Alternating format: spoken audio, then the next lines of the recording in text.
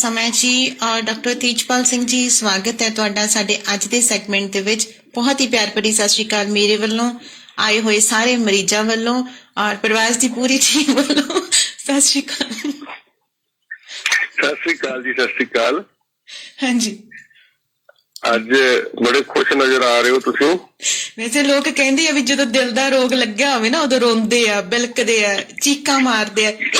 ਤੁਸੀਂ ਤਾਂ ਮਸਲਾ ਏਡਾ ਸੀਰੀਅਸ ਹੈ ਜੀ, ਗੰਭੀਰ ਹੈ ਤੇ ਤੁਸੀਂ ਹੱਸੀ ਜਾਂਦੇ। ਮੈਂ ਤੁਹਾਨੂੰ ਗਲਤ ਨਹੀਂ ਕਿਹਾ। ਜਿੱਦਣ ਤੁਸੀਂ ਮੇਰੀ ਇੰਟਰਵਿਊ ਲਓਗੇ ਨਾ ਆਪਣੇ ਹਸਪੀਟਲ ਦੇ ਵਿੱਚ ਅਪੁਆਇੰਟ ਕਰਨ ਲਈ, ਮੈਂ ਤੁਹਾਨੂੰ ਸ਼ਰਤੀਆ ਕਹਿੰਦੀ ਵੀ 5-4 ਮਰੀਜ਼ ਮੈਂ ਰੋਜ਼ ਠੀਕ ਕਰਕੇ ਭੇਜ ਦਿਆ ਕਰੂੰਗੀ। ਕਿਆ ਬਾਤ ਹੈ, ਕਿਆ ਬਾਤ ਹੈ। ਸੱਚਮੁੱਚ ਜੀ, ਉਹ ਕਹਿੰਦੇ ਨੀ ਹੁੰਦੇ ਵੀ ਹਾਸਾ ਜਿਹੜਾ ਰੂਹ ਦੀ ਖੁਰਾਕ ਹੁੰਦੀ ਹੈ। ਹਾਂਜੀ, ਤੇ ਸਭ ਤੋਂ ਪਹਿਲਾਂ ਸਵਾਗਤ ਹੈ ਜੀ ਸਾਰੇ ਸਰੋਤਿਆਂ ਦਾ, ਬਹੁਤ ਪਿਆਰ ਭਰੀ ਸਤਿ ਸ਼੍ਰੀ ਅਕਾਲ ਜੀ।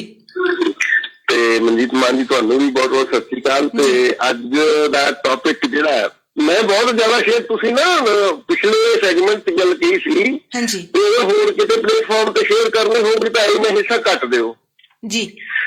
ਤੇ ਮੈਂ ਫਿਰ ਅੱਜ ਜ਼ਿਆਦਾ ਸ਼ੇਅਰ ਨਹੀਂ ਹਜੇ ਕੀਤੀ। ਮੈਂ ਕਿਹਾ ਵੀ ਦੇਖ ਲਈਏ ਗੱਲਬਾਤ ਕੀਤੀ, ਕਦੋਂ ਸਾਡੇ ਸੋਚ ਨੂੰ ਐਂ ਨਾ ਲੱਗੇ ਵੀ ਸਾਡੀਆਂ ਗੱਲਾਂ ਦੂਰ ਤੱਕ ਪਹੁੰਚਾਤੀਆਂ। ਨਹੀਂ, ਇਹ ਜਿਹੜੇ ਸਾਡੇ ਵਾਲੇ ਮਰੀਜ਼ ਆ ਨਾ ਅੱਜ ਇਕੱਠੇ ਹੋਏ ਆ, ਇਹ ਪਹੁੰਚੇ ਹੀ ਇਸ ਕਰਕੇ ਕਿ ਇਹਨਾਂ ਨੇ ਆਪਣੇ ਦਿਲ ਦਾ ਪੱਕਾ ਇਲਾਜ ਕਰਵਾਉਣਾ। ਕਿਉਂਕਿ ਤੁਸੀਂ ਤਾਂ ਸਿਰਫ ਡਾਕਟਰ ਸਾਹਿਬ ਇੱਕ ਦਿਨ ਆਉਣਾ ਹੁੰਦਾ ਤੇ ਮੈਂ ਇਹਨਾਂ ਦੇ ਨਾਲ 7 ਦਿਨ 6 ਦਿਨ ਬੈਠਣਾ ਹੁੰਦਾ। ਮੈਨੂੰ ਪਤਾ ਇਹ ਦਿਲ ਕਰਕੇ ਮੇਰਾ ਦਿਲ ਹਾਰਟ ਫੇਲ ਕਰਨ ਵਾਲਾ ਕਰ ਦਿੰਦੇ ਆ ਇਹ। ਚਲੋ, ਜਦੋਂ ਦੇਖੋ, ਸਭ ਤੋਂ ਪਹਿਲੀ ਗੱਲ ਤਾਂ ਇਹ ਹੈ, ਆਪਾਂ ਨੂੰ ਇਹ ਗੱਲ ਸਮਝਣੀ ਪਊਗੀ, ਜਦੋਂ ਆਪਾਂ ਸਰੀਰ ਦੇ ਵਿਗਿਆਨ ਦੀ ਗੱਲ ਕਰਾਂਗੇ ਤਾਂ ਦਿਲ ਨਾਮ ਦਾ ਇੱਕ ਪੁਰਜਾ ਸਾਡੇ ਅੰਦਰ, ਜਿਹੜਾ ਸਾਡੇ ਸਰੀਰ ਨੂੰ ਖੂਨ ਦੀ ਸਪਲਾਈ ਕਰਨ ਦਾ ਕੰਮ ਕਰਦਾ। ਹਾਂਜੀ, ਸਾਡੇ ਸਰੀਰ ਦੇ ਅੰਦਰ ਜਿਹੜਾ ਵੀ ਅਸੀਂ ਮਤਲਬ ਖਾਣਾ ਖਾਂਦੇ ਆ ਉਹ ਪਚਦਾ, ਉਹਦੇ ਇੰਗਰੀਡੀਐਂਟ ਬਲੱਡ 'ਚ ਘੁਲਦੇ ਨੇ ਤੇ ਫਿਰ ਉਹ ਖੂਨ ਜਿਹੜਾ ਅਗਰ ਉਹ ਘੁੰਮਦਾ ਨਹੀਂ ਤਾਂ ਸਾਡੇ ਸੈੱਲਾਂ ਤੱਕ ਉਹ ਖੁਰਾਕ ਨਹੀਂ ਪਹੁੰਚੇਗੀ ਜੀ। ਉਸੇ ਖੂਨ ਨੂੰ ਗਤੀ 'ਚ ਰੱਖਣ ਲਈ ਕੁਦਰਤ ਨੇ ਸਾਨੂੰ ਇਹ ਇੱਕ ਪੁਰਜਾ ਦਿੱਤਾ ਹੈ, ਜਿਹੜਾ ਲਗਾਤਾਰ 7 ਦਿਨ 12 ਮਹੀਨੇ ਚੱਲੀ ਜਾਂਦਾ, ਪੰਪ ਕਰੀ ਜਾਂਦਾ ਜੀ। ਦਿਲ ਦਾ ਟੁੱਟਣਾ ਤਾਂ ਬਹੁਤ ਦੂਰ ਦੀ ਗੱਲ ਹੈ। ਅਸੀਂ ਦਿਲ ਨੂੰ ਇਹ ਵੀ ਨਹੀਂ ਕਹਿ ਸਕਦੇ ਵੀ ਭਾਈ ਤੂੰ ਇੰਨਾ ਕੰਮ ਕਰੀ ਜਾਂਦਾ, ਕੋਈ ਇੱਕ ਅੱਧਾ ਮਿੰਟ ਆਰਾਮ ਕਰਨਾ ਜੀ। ਕਿਉਂਕਿ ਜਦੋਂ ਇਹਨੇ ਆਰਾਮ ਕੀਤਾ ਉਦੋਂ ਹੀ ਅਸੀਂ ਦੂਜੀ ਦੁਨੀਆ 'ਚ ਪਹੁੰਚ ਜਾਵਾਂਗੇ। ਜਦੋਂ ਇਹਨੇ ਆਰਾਮ ਕੀਤਾ ਤੇ ਅਸੀਂ ਆਰਾਮ ਕੋਲੇ ਪਹੁੰਚ ਜਾਣਾ ਫਿਰ। ਬਿਲਕੁਲ ਜੀ। ਤੇ ਇਹ ਜਿਹੜਾ ਕਨਸੈਪਟ ਹੈਗਾ ਜੀ, ਦਿਲ ਟੁੱਟਣ ਦਾ ਕਨਸੈਪਟ ਹੈ ਜਿਹੜਾ, ਇਹ ਅਸਲ 'ਚ ਮਾਮਲਾ ਦਿਲ ਦਾ ਨਹੀਂ ਹੁੰਦਾ। ਇਹ ਦਿਲ ਨਾਲ ਨਹੀਂ ਸਮਝਦੇ ਕਿਹਨੇ ਜੋੜ ਦਿੱਤਾ, ਕਿਵੇਂ ਜੋੜ ਦਿੱਤਾ। ਜਾਂ ਤਾਂ ਇਹ ਵੀ ਉਦੋਂ ਜਾਣਕਾਰੀ ਨਹੀਂ ਸੀ ਲੋਕਾਂ ਨੂੰ ਇਸ ਗੱਲ ਦੀ ਵੀ ਦਿਲ ਦਾ ਕੰਮ ਕੀ ਹੁੰਦਾ। ਹਾਂਜੀ, ਤੇ ਇਸ ਕਰਕੇ ਇਸ ਮੁੱਦੇ ਨੂੰ ਦਿਲ ਨਾਲ ਜੋੜ ਦਿੱਤਾ ਗਿਆ ਅਸਲ ਦੇ ਵਿੱਚ। ਜਾਂ ਫਿਰ ਦੂਜੀ ਗੱਲ ਕਹਿ ਲਓ ਵੀ ਸਾਨੂੰ ਮਨ ਦੇ ਬਾਰੇ 'ਚ ਬਹੁਤੀ ਜਾਣਕਾਰੀ ਨਹੀਂ ਹੈ ਜੀ। ਜਿਹੜਾ ਮਨ ਹੈ, ਮਨ ਇੱਕ ਇਹੋ ਜਿਹਾ ਜਿਹੜਾ ਚੀਜ਼ ਹੈ, ਮਨ ਨਾਮ ਦਾ ਕੋਈ ਪੁਰਜਾ ਨਹੀਂ ਹੈ ਸਾਡੇ ਸਰੀਰ ਦੇ ਵਿੱਚ। ਹਾਂਜੀ, ਲੇਕਿਨ ਉਹ ਬਹੁਤ ਇੰਪੋਰਟੈਂਟ ਰੋਲ ਅਦਾ ਕਰਦਾ ਸਾਡਾ ਮਤਲਬ ਪੂਰੇ ਜੀਵਨ ਦੇ ਵਿੱਚ ਜੀ।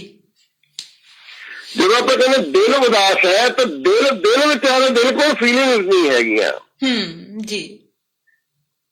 ਦਿਲ ਜਿਹੜਾ ਨਾ, ਉਹਦੇ ਕੋਲ ਫੀਲਿੰਗ ਦਾ ਕੋਈ ਸਮਾਂ ਹੀ ਨਹੀਂ ਹੈ ਉਹਦੇ ਕੋਲੇ, ਨਾ ਹੀ ਉਹਦੇ ਕੋਲ ਇਹੋ ਜਿਹਾ ਕੋਈ ਤੰਤਰ। ਦਿਲ ਕੋਲ ਕੋਈ ਵੱਖਰਾ ਦਿਮਾਗ ਨਹੀਂ ਹੁੰਦਾ ਜੀ।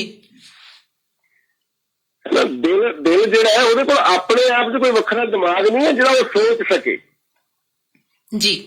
ਉਹ ਤਾਂ ਕੁਦਰਤ ਵੱਲੋਂ ਦਿੱਤੀ ਇੱਕ ਸਮਝ ਹੈ, ਇੱਕ ਸਿਸਟਮ ਦੇ ਤਹਿਤ ਧੜਕੀ ਜਾਂਦਾ ਲਗਾਤਾਰ। ਪਰ ਸਾਡੇ ਲੋਕਾਂ ਨੇ ਦਿਲ ਨੂੰ ਹੀ ਵਾਹਣੇ ਪਾਇਆ ਹੋਇਆ ਹੈਗਾ। ਇਹ ਸਾਰਾ ਕੰਮ ਸਿਆਪਾ ਸਾਰਾ ਦਿਲ ਤੇ ਬੰਨ ਦਿੰਦੇ ਹੈਗੇ ਵੀ ਇਹਦੀਆਂ ਕਰੀਆਂ ਕੀਤੀਆਂ ਨੇ। ਐਡੀ ਕੰਮ ਦੀ ਚੀਜ਼ ਹੈ ਜਿਹਨੂੰ ਵਿਚਾਰੇ ਨੂੰ ਦੋਸ਼ੀ ਬਣਾ ਕੇ ਰੱਖ ਦਿੰਦੇ ਆ ਅਸੀਂ।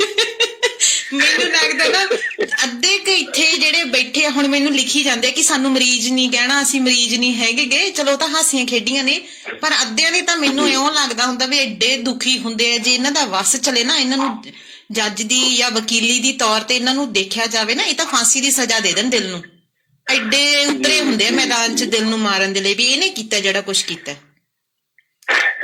ਤੁਸੀਂ ਜਾਣਦੇ ਹੋ ਜੀ, ਗੁਰਬਾਣੀ 'ਚ ਮਤਲਬ ਇੱਕ ਤੁਕ ਆਉਂਦੀ ਹੈ, ਮਨ ਜੀਤੈ ਜਗ ਜੀਤ। ਹਾਂਜੀ। ਇਹ ਥਾਵਾਂ ਤੇ ਸਕੂਲਾਂ 'ਚ ਵੀ ਆਪਾਂ ਲਿਖੀ ਪੜ੍ਹੀ ਇਹ ਗੱਲ, ਮਨ ਜੀਤੈ ਜਗ ਜੀਤ। ਹਾਂਜੀ। ਇਹਦਾ ਮਤਲਬ ਇਹ ਹੈ ਕਿ ਜਿਹੜਾ ਬੰਦਾ ਮਨ ਨੂੰ ਜਿੱਤ ਲੈਂਦਾ ਹੈ ਉਹ ਦੁਨੀਆ ਨੂੰ ਜਿੱਤ ਸਕਦਾ ਹੈ। ਬਿਲਕੁਲ ਜੀ। ਜਿਹੜਾ ਬੰਦਾ ਮਨ ਦਾ ਗੁਲਾਮ ਹੋ ਗਿਆ ਇਹ ਜਿਹੜਾ ਹੈ ਉਹ ਕੋਈ ਵਧੀਆ ਜੀਵਨ ਜੀ ਨਹੀਂ ਸਕਦਾ। ਹਾਂਜੀ। ਤੇ ਦਿਲ ਨੂੰ ਆਪਾਂ ਬਾਹਰ ਕੱਢ ਦਈਏ, ਇਹ ਗੱਲ ਮੈਂ ਸਰੋਤਿਆਂ ਨੂੰ ਪਹਿਲਾਂ ਹੀ ਕਹਿਣਾ ਚਾਹੁੰਦਾ ਵੀ ਇਹਦੇ 'ਚ ਦਿਲ ਦਾ ਕੋਈ ਰੋਲ ਨਹੀਂ ਹੈ। ਦਿਲ ਨੂੰ ਪਾਸੇ ਰੱਖ ਕੇ ਜਦੋਂ ਆਪਾਂ ਗੱਲ ਕਰਾਂਗੇ ਫੇਰ ਹੀ ਗੱਲ ਸਮਝ ਆਉਣੀ ਹੈ। ਸ਼ੁਕਰ ਹੈ ਜੀ, ਅੱਜ ਬਾਇਜ਼ਤ ਬਰੀ ਹੁੰਦਾ ਦਿਖ ਰਿਹਾ ਮੈਨੂੰ ਇਹ ਨਿਮਾਣਾ ਦਿਲ, ਮੈਨੂੰ ਬਹੁਤ ਪਿਆਰ ਆ ਰਿਹਾ ਅੱਜ ਇਸ ਤੇ। ਬਾਇਜ਼ਤ ਬਰੀ ਹੋਊਗਾ। ਅੱਜ ਦੀ ਜਿਹੜੀ ਜੱਜ ਦੀ ਸੁਣਵਾਈ ਆ ਉਹ ਬਹੁਤ ਸੋਹਣੀ ਚੱਲ ਰਹੀ ਹੈ ਤੇ ਅਖੀਰ ਦੇ ਵਿੱਚ ਮੈਨੂੰ ਲੱਗਦਾ ਕਿ ਬੈਸਟ ਹੀ ਵਿਸ਼ੇਸ ਮਿਲਣਗੀਆਂ ਸਰੋਤਿਆਂ ਵੱਲੋਂ ਕਿ ਸ਼ੁਕਰ ਹੈ ਜੀ ਸਾਡੇ ਦਿਲਾਂ ਨੂੰ ਬਚਾ ਲਿਆ ਤੁਸੀਂ। ਦਿਲ ਜਿਹੜਾ ਹੈ ਇਹ ਸੱਚਮੁੱਚ ਬਾਇਜ਼ਤ ਬਰੀ ਹੋਣ ਵਾਲਾ, ਇਹਦਾ ਕਸੂਰ ਹੀ ਕੋਈ ਨਹੀਂ। ਹਾਏ ਚੰਦਰਾ ਵਿਚਾਰਾ ਇਵੇਂ ਫਸਿਆ ਰਿਹਾ ਇੰਨੇ ਸਾਲਾਂ ਦਾ। ਐਵੇਂ ਫਸਿਆ ਰਹਿੰਦਾ ਵਿਚਾਰਾ। ਲੋਕ ਐਵੇਂ ਘੜੀਸ ਲੈਂਦੇ ਨੇ ਜਿਵੇਂ ਉਹ ਤਾਂ ਲੜਾਈ ਹੋਰ ਲੋਕਾਂ ਨੇ ਇਹਦੇ ਵਿੱਚ ਵਿਚਾਰਾ ਗਰੀਬ ਆਦਮੀ ਕੋਈ ਘੜੀਸਿਆ ਜਾਂਦਾ, ਛਡਾਉਣ ਵਾਲਾ ਹੀ ਫਸ ਜਾਂਦਾ। ਸਹੀ ਗੱਲ ਹੈ ਜੀ। ਤੇ ਉਵੇਂ ਦਿਲ ਨੂੰ ਵਿਚਾਰੇ ਨੂੰ ਦੋਸ਼ੀ ਬਣਾ ਦਿੰਦੇ ਆ। ਦਿਲ ਜਿਹੜਾ ਨਾ, ਦਿਲ ਦਾ ਬਹੁਤ ਮਹੱਤਵਪੂਰਨ ਕੰਮ ਹੈ ਔਰ ਦਿਲ ਆਪਣਾ ਕੰਮ ਕਦੀ ਨਹੀਂ ਛੱਡਦਾ। ਜਦੋਂ ਜੇ ਆਰਾਮ ਕਰਨ ਲੱਗ ਪੈਂਦੇ ਜਾਂ ਆਪਣਾ ਕੰਮ ਛੱਡ ਕੇ ਬਹਿ ਜਾਂਦਾ ਤਾਂ ਅਸੀਂ ਜਿਉਂਦੇ ਨਹੀਂ ਰਹਿੰਦੇ। ਹਾਂਜੀ। 4 ਮਿੰਟ ਹੁੰਦੇ ਨੇ ਜੀ ਦਿਲ ਦੇ ਬੰਦ ਹੋਣ ਤੋਂ ਬਾਅਦ ਜੀ। 4 ਮਿੰਟ ਤੱਕ ਸਾਡੇ ਸੈੱਲ ਜਿਹੜੇ ਆ ਜਿੰਦਾ ਰਹਿੰਦੇ ਨੇ। 4 ਮਿੰਟ ਬਾਅਦ ਬ੍ਰੇਨ ਦੇ ਸੈੱਲ ਮਰਨਾ ਸ਼ੁਰੂ ਹੋ ਜਾਂਦੇ ਨੇ ਜੀ। ਤੇ 10 ਮਿੰਟ ਬਾਅਦ ਉਹ ਡੈਥ ਜਿਹੜੀ ਹੈ ਪਰਮਾਨੈਂਟ ਡੈਥ ਦੇ ਵਿੱਚ ਸਾਡੇ ਸਰੀਰ ਦੇ ਸਾਰੇ ਸੈੱਲ ਜਿਹੜੇ ਆ ਉਹ 10 ਮਿੰਟ ਦੇ ਅੰਦਰ ਅੰਦਰ ਖਤਮ ਹੋ ਜਾਂਦੇ ਨੇ, ਮਰ ਜਾਂਦੇ ਨੇ। ਦੇਖ ਲਓ ਕਿੰਨੀ ਅਹਿਮ ਚੀਜ਼ ਹੈ ਇਹ ਦਿਲ। ਦਿਲ ਜਦੋਂ ਧੜਕਣਾ ਬੰਦ ਵੀ ਕਰ ਦਿੰਦਾ ਉਸ ਤੋਂ ਬਾਅਦ ਵੀ ਸਾਡੇ ਖੂਨ ਦੇ ਵਿੱਚ ਇੰਨੀ ਕੁ ਖੁਰਾਕ ਪਈ ਹੁੰਦੀ ਹੈ ਕਿ ਉਹਦੇ ਨਾਲ ਸਾਡੇ ਬ੍ਰੇਨ ਦੇ ਸੈੱਲ 4 ਮਿੰਟ ਤੇ ਬਾਕੀ ਬਾਡੀ ਦੇ ਸੈੱਲ ਜਿਹੜੇ 10 ਮਿੰਟ ਤੱਕ ਆਪਣੇ ਆਪ ਨੂੰ ਜਿੰਦਾ ਰੱਖ ਸਕਦੇ ਆ ਜੀ। ਉਹ ਕਿਉਂਕਿ ਖੂਨ ਘੁੰਮ ਨਹੀਂ ਰਿਹਾ, ਉਹਦਾ ਕੋਲ ਹੋਰ ਖੁਰਾਕ ਪਹੁੰਚ ਨਹੀਂ ਰਹੀ, ਇਸ ਕਰਕੇ ਉਹ ਮਰ ਜਾਂਦੇ ਨੇ ਜੀ। ਤੇ ਮੌਤ ਜਿਹੜੀ ਹੈ, ਜਿਹੜੀ ਅਸਲ ਦੇ ਵਿੱਚ ਕੋਈ ਵਿਅਕਤੀ ਜਿਹੜਾ ਜਦੋਂ ਡਿੱਗ ਪੈਂਦਾ ਹੈ, ਬੇਹੋਸ਼ ਹੋ ਕੇ ਡਿੱਗਦਾ ਹੈ, ਜਦੋਂ ਆਪਾਂ ਆਮ ਤੌਰ ਤੇ ਫਿਲਮਾਂ 'ਚ ਵੀ ਦੇਖਦੇ ਹਾਂ ਜਾਂ ਘਟਨਾਵਾਂ ਦੇਖਦੇ ਹਾਂ, ਬੰਦਾ ਮਰਿਆ ਦਿਲ ਤੇ ਹੱਥ ਰੱਖਦਾ, ਉਹਨੂੰ ਪਸੀਨਾ ਜਿਹਾ ਆਉਂਦਾ, ਉਹ ਡਿੱਗ ਪੈਂਦਾ ਹੈ। ਬਿਲਕੁਲ। ਉਸ ਤੋਂ ਬਾਅਦ ਉਹਦੀ ਧੜਕਣ ਬੰਦ ਹੋ ਜਾਂਦੀ ਹੈ, ਸਾਹ ਬੰਦ ਹੋ ਜਾਂਦਾ ਹੈ ਜੀ। ਤਾਂ ਬਹੁਤ ਵਾਰ ਤੁਸੀਂ ਦੇਖਿਆ ਹੋਣਾ ਡਾਕਟਰ ਨਬਜ਼ ਫੜ ਕੇ ਦੇਖਦਾ ਤੇ ਉਸ ਤੋਂ ਬਾਅਦ ਉਹ ਕਹਿੰਦਾ ਸ਼ੀ ਇਜ਼ ਨੋ ਮੋਰ ਜੀ, ਸ਼ੀ ਇਜ਼ ਨੋ ਮੋਰ, ਬਸ ਹੁਣ ਖਤਮ ਹੋ ਗਿਆ। ਬਿਲਕੁਲ। ਤੇ ਅਸਲ 'ਚ ਟੈਂਪਰੇਰੀ ਡੈਥ ਹੁੰਦੀ ਹੈ ਜੀ 10 ਮਿੰਟ ਤੱਕ। ਆਪਾਂ ਇੱਕ ਸੈਗਮੈਂਟ ਦੇ ਵਿੱਚ ਗੱਲ ਵੀ ਕੀਤੀ ਸੀ ਕਿ 10 ਮਿੰਟ ਦੇ ਅੰਦਰ ਅੰਦਰ ਜੇਕਰ ਉਹਨੂੰ ਕਲੋਜ਼ ਚੈਸਟ ਹਾਰਟ ਮਸਾਜ ਕਿਹਾ ਜਾਂਦਾ ਹੈ, ਜਿਹਨੂੰ CPR ਕਹਿੰਦੇ ਨੇ, ਜਾਂ ਮਤਲਬ ਆਪਾਂ ਕੰਪਰੈਸ਼ਨ ਤੁਸੀਂ ਦੇਖਣਾ ਛਾਤੀ ਤੋਂ ਦਬਾਉਣਾ ਡਾਕਟਰ ਦੋਨਾਂ ਹੱਥਾਂ ਨਾਲ, ਅਗਰ ਉਹ ਸਹੀ ਤਰੀਕੇ ਨਾਲ ਮਿਲ ਜਾਵੇ ਪਹਿਲੇ 4 ਮਿੰਟਾਂ 'ਚ ਉਹ ਵਿਅਕਤੀ ਜ਼ਿੰਦਾ ਹੋ ਸਕਦਾ ਹੈ ਵਿਦਆਊਟ ਐਨੀ ਡੈਮੇਜ। ਤੇ 10 ਮਿੰਟ ਅਗਲੇ 6 ਮਿੰਟ ਇਹੋ ਜਿਹੇ ਹੁੰਦੇ ਜਿਹਦੇ 'ਚ ਉਹ ਜ਼ਿੰਦਾ ਤਾਂ ਹੋ ਸਕਦਾ ਲੇਕਿਨ ਕੁਛ ਨਾ ਕੁਛ ਡੈਮੇਜ, ਕਿਉਂਕਿ ਬ੍ਰੇਨ ਦੇ ਸੈੱਲ ਮਰਨਾ ਸ਼ੁਰੂ ਹੋ ਜਾਂਦੇ ਨੇ ਤੇ ਜਿੰਨੇ ਹਿੱਸੇ ਸੈੱਲ ਮਰ ਜਾਣਗੇ ਉਹ ਫਿਰ ਉਨੇ ਕੁ ਡੈਮੇਜ ਨਾਲ ਜ਼ਿੰਦਾ ਹੋ ਸਕਦਾ। ਮਤਲਬ ਉਹ ਟੈਂਪਰੇਰੀ ਡੈਥ ਹੁੰਦੀ ਹੈ, 10 ਮਿੰਟ ਬਾਅਦ ਉਹਨੂੰ ਪਰਮਾਨੈਂਟ ਡੈਥ ਆਪਾਂ ਮੰਨ ਸਕਦੇ ਹਾਂ ਜੀ। ਚਲੋ ਬਾਕੀ ਰਹੀ ਹੁਣ ਉਹ ਕੌਣ ਹੈ ਜਿਹੜਾ ਟੁੱਟਦਾ? ਉਹ ਟੁੱਟਦਾ।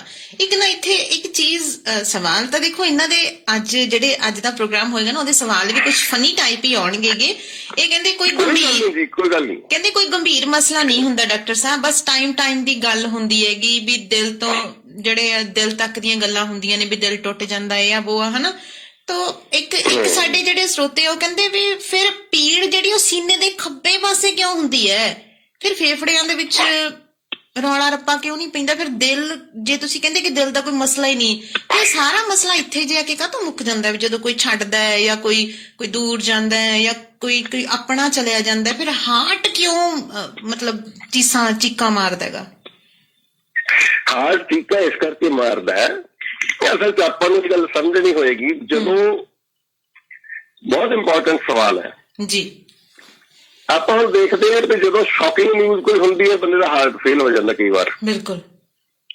ਬਹੁਤੀ ਖੁਸ਼ੀ ਦੀ ਗੱਲ ਹੁੰਦੀ ਹੈ ਤਾਂ ਵੀ ਕਈ ਵਾਰ ਬੰਦੇ ਦਾ ਹਾਰਟ ਫੇਲ ਹੋ ਜਾਂਦਾ। ਉਹ ਗੱਲ ਕੀ ਹੈ?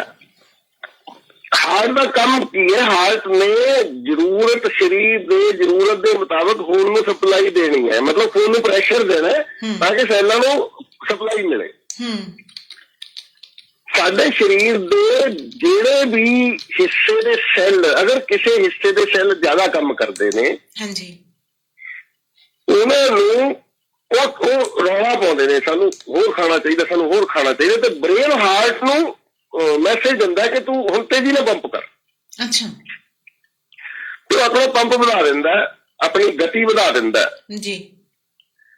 ਹੁਣ ਜਦੋਂ ਕੋਈ ਸਾਨੂੰ ਬੁਰੀ ਖਬਰ ਮਿਲਦੀ ਹੈ, ਅਸੀਂ ਚਿੰਤਾ 'ਚ ਹਾਂ ਜਾਂ ਡਿਪਰੈਸ਼ਨ 'ਚ ਹਾਂ, ਜਦੋਂ ਸਾਡਾ ਮਨ ਦੁਖੀ ਹੈ, ਤਾਂ ਇਹਦਾ ਮਤਲਬ ਕੀ ਹੈ? ਤੁਸੀਂ ਅਗਰ ਚਿੰਤਾ ਕਰ ਰਹੇ ਹੋ, ਮਤਲਬ ਤੁਹਾਡੇ ਬ੍ਰੇਨ ਦੇ ਸੈੱਲ ਜਿਹੜੇ ਨੇ ਉਹ ਜ਼ਿਆਦਾ ਕੰਮ ਕਰ ਰਹੇ ਨੇ ਜੀ। ਅਗਰ ਡਿਪਰੈਸ਼ਨ 'ਚ ਤਾਂ ਵੀ ਤੁਹਾਡਾ ਬ੍ਰੇਨ, ਤੁਸੀਂ ਸੋਚੀ ਜਾਂਦੇ ਹੋ, ਤਾਂ ਇਹਦਾ ਮਤਲਬ ਤੁਹਾਡੇ ਉਹ ਸੈੱਲ ਜਿਹੜੇ ਉਹ ਜ਼ਿਆਦਾ ਕੰਮ ਕਰ ਰਹੇ ਨੇ। ਇਸ ਕਰਕੇ ਹਾਰਟ ਨੂੰ ਤੇਜ਼ੀ ਨਾਲ ਪੰਪ ਕਰਨਾ ਪਏਗਾ ਤਾਂ ਕਿ ਉਹਨਾਂ ਸੈੱਲਾਂ ਨੂੰ ਕੰਮ ਕਰਨ ਲਈ ਖੁਰਾਕ ਮਿਲੇ ਜੀ।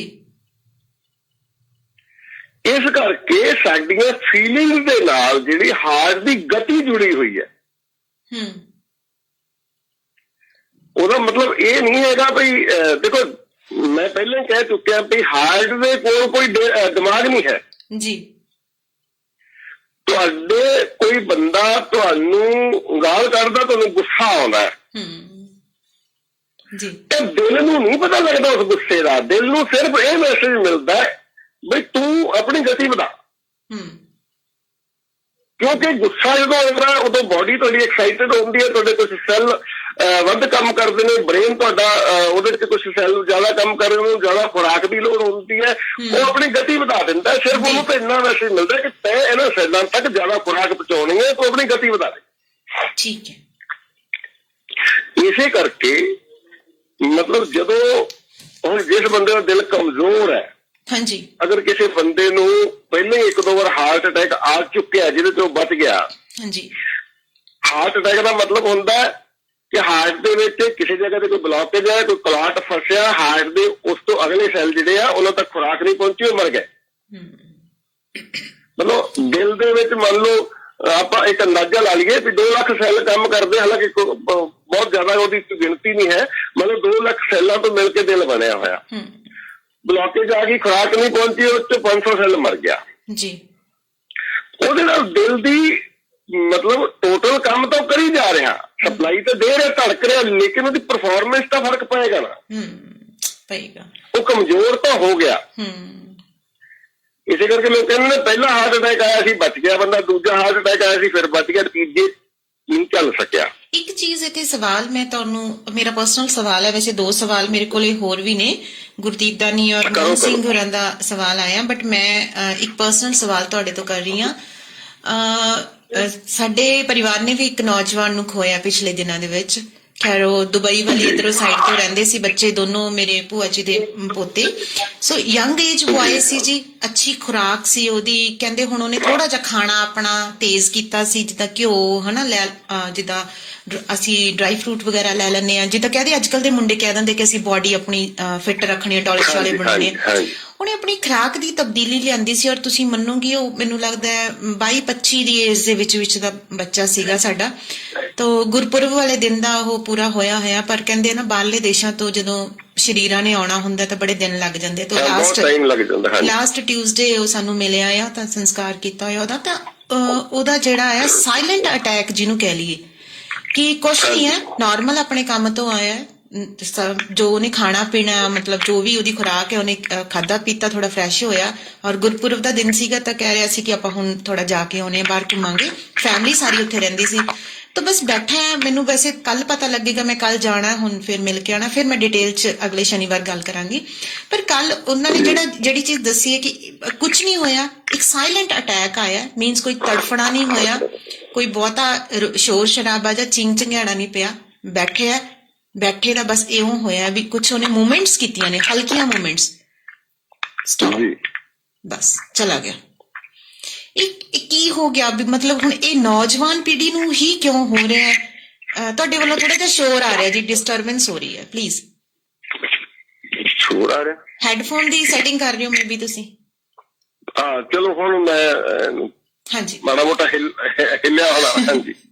ਤਾਂ ਉਹਦੇ ਵਿੱਚ ਮੈਂ ਉਦੋਂ ਦਾ ਇਹ ਸਵਾਲ ਨੂੰ ਰੱਖੀ ਬੈਠੀ ਸੀਗੀ ਕਿ ਠੀਕ ਹੈ, ਅਸੀਂ ਕਹਿ ਦਈਏ ਕਿ ਅਧਖੜ ਉਮਰ 'ਚ ਜਾਂ ਫਿਰ ਬੁਢਾਪੇ ਦੀ ਉਮਰ 'ਚ ਅਸੀਂ ਕਹਿ ਲੈਂਦੇ ਹਾਂ ਕਿ ਉੱਥੇ ਸਾਡੀਆਂ ਖੁਰਾਕਾਂ ਸਾਨੂੰ ਪ੍ਰੋਪਰ ਨਹੀਂ ਮਿਲਦੀਆਂ ਜਾਂ ਅਸੀਂ ਕੇਅਰਲੈਸ ਹੋ ਜਾਂਦੇ ਹੈਗੇ। ਬਜ਼ੁਰਗੀ ਦੀ ਹਾਲਤ 'ਚ ਹੁੰਦੇ, ਬਜ਼ੁਰਗੀ ਨੂੰ ਹਮੇਸ਼ਾ ਅਗਲਾ ਇਹ ਕਹਿੰਦਾ ਕਿ ਇੱਥੇ ਦਸਤਕ ਬਹੁਤ ਛੇਤੀ ਆਉਂਦੀ ਹੈ ਬਿਮਾਰੀਆਂ ਦੀ। ਪਰ ਨੌਜਵਾਨ ਪੀੜ੍ਹੀ ਨੂੰ ਕੀ ਹੋ ਗਿਆ, ਇਹਨਾਂ ਨੂੰ ਸਾਇਲੈਂਟ ਅਟੈਕ ਕਿਉਂ ਆਉਂਦੇ ਆ? ਚਾਹੇ ਅਸੀਂ ਜਿੰਮਾਂ ਦੇ ਵਿੱਚ ਲਗਾ ਲਈ ਕਿ ਜਿਮ ਕਰਕੇ ਆਇਆ ਜੀ ਲੜਕਾ, ਐਕਸਰਸਾਈਜ਼ ਕਰਕੇ ਆਇਆ ਜੀ, ਤਾਂ ਇਹਨਾਂ ਨੂੰ ਇਹ ਚੀਜ਼ ਹੁੰਦੀ ਹੈ। ਹੁਣ ਜਿਹੜਾ ਆ ਨਵਾਂ ਸਾਡੇ ਘਰ ਦਾ ਮਸਲਾ ਹੈ ਕਿ ਕੁਝ ਖਾਸ ਮੂਮੈਂਟਸ ਨਹੀਂ ਹੋਈਆਂ, ਕੋਈ ਰੌਲਾ ਨਹੀਂ ਪਿਆ ਕਿ ਉਹਨੂੰ ਚੱਕ ਲੋ ਹੋ ਜੇ, ਸਾਇਲੈਂਟ ਅਟੈਕ, ਤੇ ਉਹ ਬੱਚਾ ਇਸ ਜਹਾਨ ਤੋਂ ਚਲਾ ਗਿਆ। ਅਸਲ 'ਚ ਇਸ ਚੀਜ਼ ਤੋਂ ਨਾ ਸਾਨੂੰ ਸਬਕ ਲੈਣਾ ਪਊਗਾ। ਇਹ ਤੁਸੀਂ ਤੁਹਾਡੇ ਪਰਿਵਾਰ 'ਚ ਘਟਨਾ ਘਟੀ ਹੈ। ਆਪਾਂ ਇੱਕ ਸੈਗਮੈਂਟ 'ਚ ਗੱਲ ਕੀਤੀ ਸੀ ਪਿੱਛੇ ਜੇ, ਉਹ ਬਿਗ ਬੌਸ ਵਾਲਾ ਇੱਕ ਲੜਕਾ ਸੀ ਟ੍ਰੇਨਰ ਜਾਂ ਕੀ ਉਹਦਾ ਨਾਂ ਸੀ, ਉਹਦੀ ਮੌਤ ਹੋਈ। ਉਸ ਤੋਂ ਬਾਅਦ ਵੀ ਇਹੋ ਜਿਹੀਆਂ ਕੁਛ ਸੈਲੀਬ੍ਰਿਟੀਜ਼ ਦੀਆਂ ਮੌਤਾਂ ਹੋਈਆਂ ਨੇ ਜਿਹੜੇ ਬਿਲਕੁਲ ਯੰਗ ਏਜ ਸੀ, ਹੈਲਥੀ, ਦੇਖਣ ਨੂੰ ਹੱਟੇ ਕੱਟੇ ਬਹੁਤ ਵਧੀਆ ਫਿੱਟ ਬੋਡੀ ਐਂਡ ਸੋਹਣਾ ਸੁਨੱਖਾ, ਕਹਿ ਲਈ ਕਿ ਜਵਾਨੀ ਦੇ ਵਿੱਚ ਪੈਰ ਧਰਦਾ ਉਹ ਮੁੰਡਾ ਸੀਗਾ। ਔਰ ਹਰ ਐਕਸਰਸਾਈਜ਼ ਵੀ ਕਰਨੀ, ਖੁਰਾਕ ਵੀ ਦਰੁਸਤ ਹੋਣੀ, ਮਤਲਬ ਕੁਛ ਏਦਾਂ ਦਾ ਹੈ ਹੀ ਨਹੀਂ ਸੀਗਾ ਕਿ ਵੀ ਉਹ ਜਾਊਗਾ, ਪਰ ਉਹ ਗਿਆ ਇੱਕ ਸਾਇਲੈਂਟ ਅਟੈਕ ਦੇ ਨਾਲ। ਅੱਛਾ, ਹੁਣ ਇਹਦੇ 'ਚ ਨਾ ਆਪਾਂ ਨੂੰ ਇਹ ਗੱਲ ਦੇਖੋ, ਆਪਣਾ ਮਾਮਲਾ ਜਿਹੜਾ ਨਾ ਉਹ ਦਿਲ ਵੱਲ ਨੂੰ ਚੱਲ ਪਿਆ। ਅਸਲ 'ਚ ਜਿਹੜਾ ਦਿਲ ਦਾ ਮਾਮਲਾ ਉਹ ਮੈਨੂੰ ਲੱਗਦਾ ਉਧਰ ਨੂੰ ਜਾਣਾ ਚਾਹੀਦਾ ਸੀ ਸਾਨੂੰ। ਆਪਾਂ ਇਹਦੇ ਤੇ ਛੋਟੀ ਜਿਹੀ ਗੱਲ ਕਰਕੇ ਫਿਰ ਆਪਾਂ ਉਧਰ ਜਿਹੜਾ ਟੁੱਟਦਾ ਦਿਲ ਉਹਦੇ ਵੱਲ ਜਾਵਾਂਗੇ। ਮਤਲਬ ਟੁੱਟਿਆ ਹੋਇਆ ਦਿਲ ਮੌਤ ਦਾ ਕਾਰਨ ਨਹੀਂ ਬਣਦਾ। ਜਿਹੜਾ ਆਪਾਂ ਕਹਿੰਦੇ ਆ ਵੀ ਉਹ ਕੋਈ ਛੱਡ ਗਿਆ ਹਨਾ, ਕੋਈ ਕਿਸੇ ਨੇ ਹੱਸ ਕੇ ਦੇਖ ਲਿਆ ਸੀ, ਉਹਨੂੰ ਜਿਹੜਾ ਸਾਇਲੈਂਟ ਲਵ ਹੋ ਗਿਆ, ਇੱਕ ਤਰਫਾ ਪਿਆਰ ਹੋ ਗਿਆ, ਤੇ ਉਸ ਤੋਂ ਬਾਅਦ ਉਹਦਾ ਵਿਆਹ ਹੋ ਗਿਆ ਤੇ ਇੱਧਰ ਦਿਲ ਟੁੱਟ ਗਿਆ। ਹਾਂ, ਇੱਥੇ ਵੀ ਫਿਰ ਤੁਹਾਡਾ ਇੱਕ ਸਵਾਲ ਬਣੂਗਾ। ਚਲੋ ਆਪਾਂ ਉਹ ਸਵਾਲ ਨੂੰ ਹਲੇ ਥੋੜਾ ਪੌਜ਼ ਕਰ ਦਿੰਦੇ। ਇੱਥੇ ਇੱਕ ਸਵਾਲ ਹੈ ਕਿ ਡਾਕਟਰ ਸਾਹਿਬ, ਸੱਜਣਾ ਨੂੰ ਦੇਖ ਕੇ ਦਿਲ ਦੀ ਧੜਕਣ ਹੀ ਕਿਉਂ ਤੇਜ਼ ਹੁੰਦੀ ਹੈ ਤੇ ਅਸੀਂ ਦਿਲ ਤੇ ਹੀ ਹੱਥ ਕਿਉਂ ਰੱਖਦੇ ਹਾਂ? ਇਸ ਦਾ ਕੀ ਕਾਰਨ ਹੈ? ਆ ਗਿਆ ਜੀ ਸੱਜਣ, ਹੁਣ ਦੱਸ ਦਿਓ। ਅਸਲ 'ਚ ਮੈਂ ਤੁਹਾਨੂੰ ਦੱਸਿਆ ਵੀ ਜਦੋਂ ਹੀ ਸਾਡੀਆਂ ਫੀਲਿੰਗ ਚੇਂਜ ਹੁੰਦੀਆਂ ਨੇ, ਜਦੋਂ ਹੀ ਸਾਡੀ ਬੋਡੀ 'ਚ ਕੋਈ ਏਦਾਂ ਦੀ ਐਕਟੀਵਿਟੀ ਹੁੰਦੀ ਹੈ ਜਿੱਥੇ ਸਾਡੇ ਸਰੀਰ ਦੇ ਕਿਸੇ ਵੀ ਹਿੱਸੇ ਦੇ ਸੈੱਲਾਂ ਨੂੰ ਵੱਧ ਕੰਮ ਕਰਨਾ ਪੈਂਦਾ ਹੈ, ਤਾਂ ਦਿਲ ਦੀ ਧੜਕਣ ਤੇਜ਼ ਹੋਣੀ ਹੈ। ਆਪਾਂ ਉਸ ਗੱਲ ਨੂੰ ਸਮਝ ਗਏ ਨਾ ਵੀ ਦਿਲ ਦੀ ਗਤੀ ਜਿਹੜੀ ਹੈ ਇਸ ਗੱਲ ਤੇ ਨਿਰਭਰ ਕਰਦੀ ਹੈ ਕਿ ਸਾਡੇ ਸੈੱਲਾਂ ਨੂੰ ਕਿੰਨੀ ਖੁਰਾਕ ਦੀ ਲੋੜ ਹੈ। ਇੱਕ ਤਾਂ ਉਹਦੀ ਨਾਰਮਲ ਗਤੀ ਹੈ। ਹਾਂਜੀ, ਮਤਲਬ ਆਪਾਂ ਬਲੱਡ ਪ੍ਰੈਸ਼ਰ ਵਾਲੇ ਸੈਗਮੈਂਟ 'ਚ ਗੱਲ ਕੀਤੀ ਸੀ ਵੀ ਤੁਸੀਂ ਆਰਾਮ ਨਾਲ ਲੇਟ ਜਾਓ, ਸੋਚੋ ਵੀ ਕੁਛ ਨਾ। ਇੱਕ ਸਟੇਜ ਹੁੰਦੀ ਜਿਹਨੂੰ ਨੋ ਮਾਈਂਡ ਕਿਹਾ ਜਾਂਦਾ ਜੀ। ਅਗਰ ਤੁਸੀਂ ਉਸ ਸਟੇਜ ਜਦੋਂ ਲੋਕ ਮੈਡੀਟੇਸ਼ਨ ਕਰਦੇ ਨੇ, ਤੁਸੀਂ ਦੇਖੋਗੇ ਬਲੱਡ ਪ੍ਰੈਸ਼ਰ ਬਹੁਤ ਲੋ ਲੈਵਲ ਤੇ ਚਲਿਆ ਜਾਂਦਾ। ਕਾਰਨ ਕੀ ਹੈ? ਕਾਰਨ ਇਹ ਵੀ ਬੋਡੀ ਰੈਸਟ ਕਰ ਰਹੀ ਹੈ, ਸਾਡੇ ਸੈੱਲਾਂ ਨੂੰ ਕੋਈ ਫਾਲਤੂ ਖੁਰਾਕ ਦੀ ਲੋੜ ਨਹੀਂ, ਤਾਂ ਦਿਲ ਆਰਾਮ ਨਾਲ ਹੌਲੀ ਹੌਲੀ ਧੜਕ ਰਿਹਾ ਜੀ। ਅੱਛਾ, ਜਦੋਂ ਤੁਸੀਂ ਉਸ ਸਥਿਤੀ ਤੋਂ ਬਾਹਰ ਆ ਕੇ ਕੋਈ ਐਕਟੀਵਿਟੀ ਕਰਨੀ ਸ਼ੁਰੂ ਕਰੋਗੇ, ਤੁਸੀਂ ਅਚਾਨਕ ਉੱਠ ਕੇ ਤੁਰਨਾ ਸ਼ੁਰੂ ਕਰ ਦਿੰਦੇ ਹੋ, ਭੱਜਣਾ ਸ਼ੁਰੂ ਕਰ ਦਿੰਦੇ ਹੋ, ਉਦੋਂ ਹੀ ਤੁਹਾਡਾ ਦਿਲ ਜਿਹੜਾ ਉਹਨੂੰ ਆਪਣੀ ਧੜਕਣ ਵਧਾਉਣੀ ਪੈਣੀ ਹੈ, ਉਹਨੂੰ ਆਪਣੀ ਪ੍ਰੈਸ਼ਰ ਦੀ ਗਤੀ ਵਧਾਉਣੀ ਪੈਣੀ ਹੈ। ਉਹਦਾ ਪਲਸ ਰੇਟ ਵੀ ਵਧੂਗਾ ਤੇ ਪ੍ਰੈਸ਼ਰ ਵੀ ਵਧੂਗਾ ਜੀ। ਕਿਵੇਂ? ਜਦੋਂ ਅਸੀਂ ਮਤਲਬ ਜਿਹੜੀ ਹਾਂ ਗੱਲ ਹੈ ਵੀ ਜਦੋਂ ਦੇਖਦੇ ਆ ਤਾਂ ਦੇਖਣ ਨਾਲ ਦਿਲ ਦੀ ਧੜਕਣ ਕਿਉਂ ਵੱਧਦੀ ਹੈ, ਉਹ ਜਿਹੜਾ ਮਤਲਬ ਅਸੀਂ ਦੇਖ ਕੇ ਸਾਡੇ ਜਿਹੜੇ ਫੀਲਿੰਗਸ ਨੇ ਸਾਡੀਆਂ, ਸਾਡੇ ਬ੍ਰੇਨ ਦਾ ਇੱਕ ਹਿੱਸਾ ਜਿਹੜਾ ਉਹ ਮਤਲਬ ਹੁਣ ਤੁਸੀਂ ਦੇਖੋਗੇ ਬਈ ਇੱਕ ਵਿਅਕਤੀ ਜਿਹਨੂੰ ਨਜ਼ਰ ਨਹੀਂ ਆ ਰਿਹਾ ਉਹਦੀ ਦਿਲ ਦੀ ਧੜਕਣ ਨਹੀਂ ਵਧੂਗੀ ਹੈ ਨਾ। ਜਿਹਨੂੰ ਦੇਖ ਹੀ ਨਹੀਂ ਰਿਹਾ ਉਹ ਕਿਸੇ ਨੂੰ, ਉਹਦੀ ਦਿਲ ਦੀ ਧੜਕਣ ਹੋਰ ਚੀਜ਼ਾਂ ਨਾਲ, ਗੱਲਾਂ ਨਾਲ ਵੱਧ ਸਕਦੀ ਹੈ, ਕੀ ਉਹ ਸੁਣ ਰਿਹਾ ਉਹਦੇ ਨਾਲ ਵੱਧ ਸਕਦੀ ਹੈ, ਲੇਕਿਨ ਉਹ ਦੇਖ ਨਹੀਂ ਰਿਹਾ, ਇਸ ਕਰਕੇ ਏਦਾਂ ਦਾ ਮਾਮਲਾ ਉਹਦੇ ਨਾਲ ਨਹੀਂ ਹੁੰਦਾ ਜੀ। ਅਸੀਂ ਕਿਸੇ ਚੀਜ਼ ਨੂੰ ਦੇਖਦੇ ਹਾਂ, ਮਤਲਬ ਤੁਸੀਂ ਕਿਸੇ ਚੀਜ਼ ਨੂੰ ਇੱਕ ਸਿੰਪਲ ਐਗਜ਼ਾਮਪਲ ਲੈ ਲਓ ਜੀ, ਇਹ ਤਾਂ ਸੋਹਣਿਆਂ ਨੂੰ ਦੇਖਣ ਦਾ ਮਾਮਲਾ ਹੈ। ਅਗਰ ਅਚਾਨਕ ਤੁਹਾਡੇ ਸਾਹਮਣੇ ਸੱਪ ਆ ਜਾਂਦਾ ਉਹ ਸੋਹਣਾ ਨਹੀਂ ਹੁੰਦਾ, ਦਿਲ ਤਾਂ ਉਹ ਵੀ ਧੜਕਾ ਦਿੰਦਾ, ਹੱਥ ਤਾਂ ਉਦੋਂ ਵੀ ਹੱਥ ਤੇ ਹੀ ਹੁੰਦਾ ਆ। ਬਿਲਕੁਲ, ਮਤਲਬ ਸਵਾਲ ਹੁਣ ਇਹ ਨਹੀਂ ਹੈਗਾ ਬਈ ਦਿਲ, ਆਪਾਂ ਨੂੰ ਇਹ ਗੱਲ ਚੰਗੀ ਤਰ੍ਹਾਂ ਸਮਝਣੀ ਪਊਗੀ, ਦਿਲ ਦੇ ਕੋਲ ਕੋਈ ਫੀਲਿੰਗ ਨਹੀਂ ਹੈਗੀ। ਦਿਲ ਦੇ ਅੰਦਰ ਸਿਰਫ ਇੱਕੋ ਹੀ ਕਾਰਵਾਈ ਹੁੰਦੀ ਹੈ ਕਿ ਜਦੋਂ ਹੀ ਸਾਡੇ ਸਰੀਰ ਦੇ ਵਿੱਚ ਸਰੀਰ ਦਾ ਕੋਈ ਵੀ ਹਿੱਸਾ ਵੱਧ ਕੰਮ ਕਰਦਾ, ਸਾਡੇ ਸੈੱਲ ਜਿਸ ਹਿੱਸੇ ਦੇ ਵੱਧ ਕੰਮ ਕਰਦੇ ਆ, ਉਦੋਂ ਦਿਲ ਨੂੰ ਆਪਣੀ ਗਤੀ ਵਧਾਉਣੀ ਪੈਂਦੀ ਹੈ। ਇਹ ਸਾਡੇ ਸਰੀਰ ਦਾ ਨੈਚੁਰਲ ਸਿਸਟਮ ਹੈ, ਆਟੋਮੈਟਿਕ ਸਿਸਟਮ ਹੈ ਜੀ।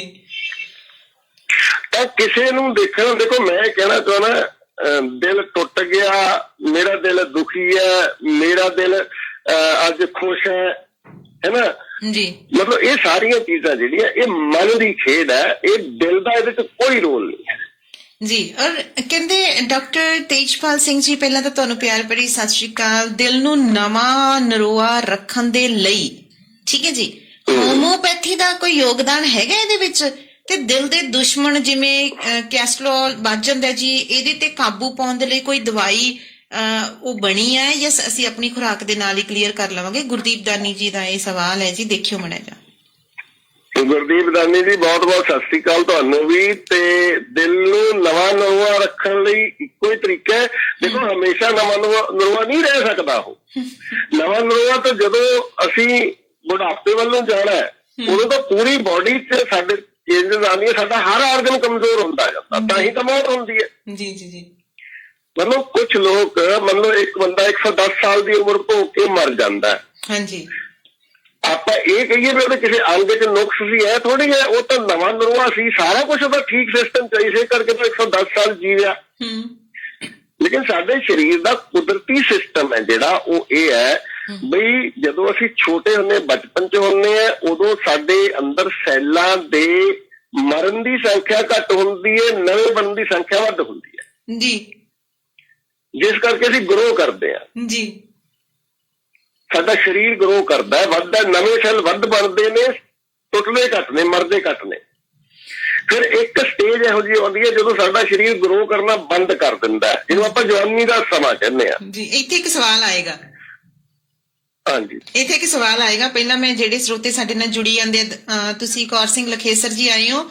ਕੌਰ ਸਿੰਘ ਜੀ, ਇਹ ਮੈਨੂੰ ਲੱਗਦਾ ਇਹ ਦਵਾਈ ਦੀ ਹਾਲੇ ਲੋੜ ਦੀ ਆਪਾਂ ਨੂੰ ਜ਼ਰੂਰਤ ਨਹੀਂ ਹੈ, ਕਿਉਂਕਿ ਆਪਾਂ ਅਪੁਆਇੰਟ ਕੀਤੇ ਆ ਪ੍ਰਵਾਸ ਤੇ 2 ਡਾਕਟਰ, ਔਰ ਆਪਾਂ ਗੋਲੀਆਂ ਟੀਕਿਆਂ ਤੋਂ ਤੁਹਾਨੂੰ ਦੂਰ ਰੱਖਣਾ। ਤੇ ਜਿਹੜਾ ਸਿਸਟਮ ਤੁਸੀਂ ਸ਼ੁਰੂ ਕੀਤਾ ਨਾ 23 ਜੀ ਕੁਛ ਵੀ ਜੀ, ਇਹ ਜੀਆਂ ਜੂਆਂ ਨੂੰ ਸਾਈਡ ਤੇ ਕਰ ਲਓ, ਆਪਾਂ ਵਿਦਆਊਟ ਇਹਨਾਂ ਜੀਆਂ ਤੋਂ ਆਪਣੀ ਜ਼ਿੰਦਗੀ ਨੂੰ ਜਿਉਣ ਜੋਗਾ ਕਰਨਾ। ਸੋ ਸੁਰਿੰਦਰ ਪੁਨੀਆ ਜੀ, ਭਾਬੀ ਜਾਨ, ਤੁਸੀਂ ਵੀ ਸ਼ਾਮਿਲ ਹੋ ਅੱਜ ਦੇ ਇਸ ਦਿਨ ਦੇ ਵਿੱਚ। ਔਰ ਕੁਝ ਸਵਾਲ ਨੇ, ਗੁਰਦੇਵ ਸਿੰਘ ਰਾਜਤਗੜ, ਤੁਸੀਂ ਵੀ ਸ਼ਾਮਿਲ ਹੋ ਜੀ ਅੱਜ ਦੇ ਇਸ ਦਿਨ ਦੇ ਵਿੱਚ। ਸੋ ਬੜੇ ਸਾਰੇ ਸਵਾਲ ਨੇ। ਜਸਿੰਦਰ ਸਿੰਘ ਜੋਸ਼ ਜੀ, ਤੁਸੀਂ ਵੀ ਆ ਗਏ ਹੋ। ਸੋ ਇੱਥੇ ਜਿਹੜਾ ਕੋਈ ਨਹੀਂ, ਕਰੀ ਜਾਓ ਜੀ ਸਵਾਲ। ਇੱਥੇ ਇੱਕ ਪਹਿਲਾਂ ਤਾਂ ਤੁਹਾਡੇ ਤੋਂ ਦੋਨੇ ਹੱਥ ਜੋੜ ਕੇ ਬੰਦਾ ਮਾਫੀ ਵੀ ਮੰਗ ਰਿਹਾ ਜੀ, ਕਹਿੰਦੇ ਵੀ ਮੈਨੂੰ ਲੱਗਦਾ ਨਹੀਂ ਇਹ ਸਵਾਲ ਮੈਂ ਪੁੱਛਣਾ, ਪਰ ਫਿਰ ਵੀ ਕਹਿੰਦੇ ਅੱਜ ਦਿਲ ਦੇ ਮਾਮਲੇ ਤੇ ਗੱਲ ਚੱਲ ਰਹੀ ਹੈ ਤੇ ਦਿਲਾਂ ਦੀ ਆਵਾਜ਼ ਜਿਹੜੀ ਉਹ ਤੁਹਾਡੇ ਤੱਕ ਪਹੁੰਚਾਉਣੀ ਲਾਜ਼ਮੀ ਹੈ, ਹਨਾ। ਤੇ ਇੱਥੇ ਰਲਦੇ ਮਿਲਦੇ 2 ਸਵਾਲ ਨੇ, ਕੰਪੈਰੀਜ਼ਨ ਦੋਨਾਂ ਦਾ ਕਰਾਂਗੇ।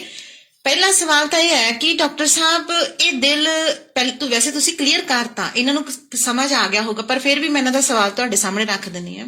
ਅਸੀਂ ਇਹਨੂੰ ਅਟਰੈਕਸ਼ਨ ਵੀ ਕਹਿ ਸਕਦੇ ਹਾਂ, ਅਸੀਂ ਇਹਨੂੰ ਖਿੱਚ ਵੀ ਕਹਿ ਸਕਦੇ ਹਾਂ ਕਿ ਕਿਸੇ ਸੋਹਣੇ ਮੁਖੜੇ ਦੇ ਤੁਸੀਂ ਖਿੱਚੇ ਗਏ ਤੇ ਦਿਲ ਨੇ ਧੜਕਣਾ ਸ਼ੁਰੂ ਕੀਤਾ। ਇਹ ਕਹਿੰਦੇ ਫਿਰ ਫਰੈਂਡ ਸਰਕਲ ਦੇ ਵਿੱਚ ਹੀ ਕਿਵੇਂ ਹੁੰਦਾ ਹੈ? ਇਹਨਾਂ ਦਾ ਹੁਣ ਫਰੈਂਡ, ਇਹਨਾਂ ਨੇ ਤਾਂ ਫਰੈਂਡ ਕਿਹਾ, ਪਰ ਮੈਂ ਕਲੀਅਰ ਕਰ ਦਿੰਦੀ ਕਿ ਮੇਲ ਫੀਮੇਲਸ ਦੀ ਅਟਰੈਕਸ਼ਨ ਹੁੰਦੀ ਹੈ। ਕੋਈ ਤੁਹਾਨੂੰ ਤੁਹਾਡੇ ਨਾਲ ਜੱਚਦੀ ਸੋਹਣੀ ਲੱਗੀ ਤਾਂ ਤੁਸੀਂ ਉੱਥੇ ਤੁਹਾਡੇ ਦਿਲ ਨੇ ਧੜਕਣਾ ਸ਼ੁਰੂ ਕਰਤਾ। ਕੋਈ ਤੁਹਾਨੂੰ ਲੜਕਾ ਹੈਂਡਸਮ ਲੱਗਿਆ, ਪਰਸਨੈਲਿਟੀ ਲੱਗਿਆ, ਤੁਹਾਨੂੰ ਲੱਗਿਆ ਵੀ ਬਸ ਮੇਰੀ ਤਾਂ ਜ਼ਿੰਦਗੀ ਲਾਈਫ ਹੀ ਇਹ ਹੈ, ਇਸ ਤੋਂ ਬਾਅਦ ਤਾਂ ਕੋਈ ਮਰ ਜਾਣਾ ਜੰਮਣਾ ਹੀ ਨਹੀਂ ਦੁਨੀਆ ਤੇ, ਠੀਕ ਹੈ ਜੀ।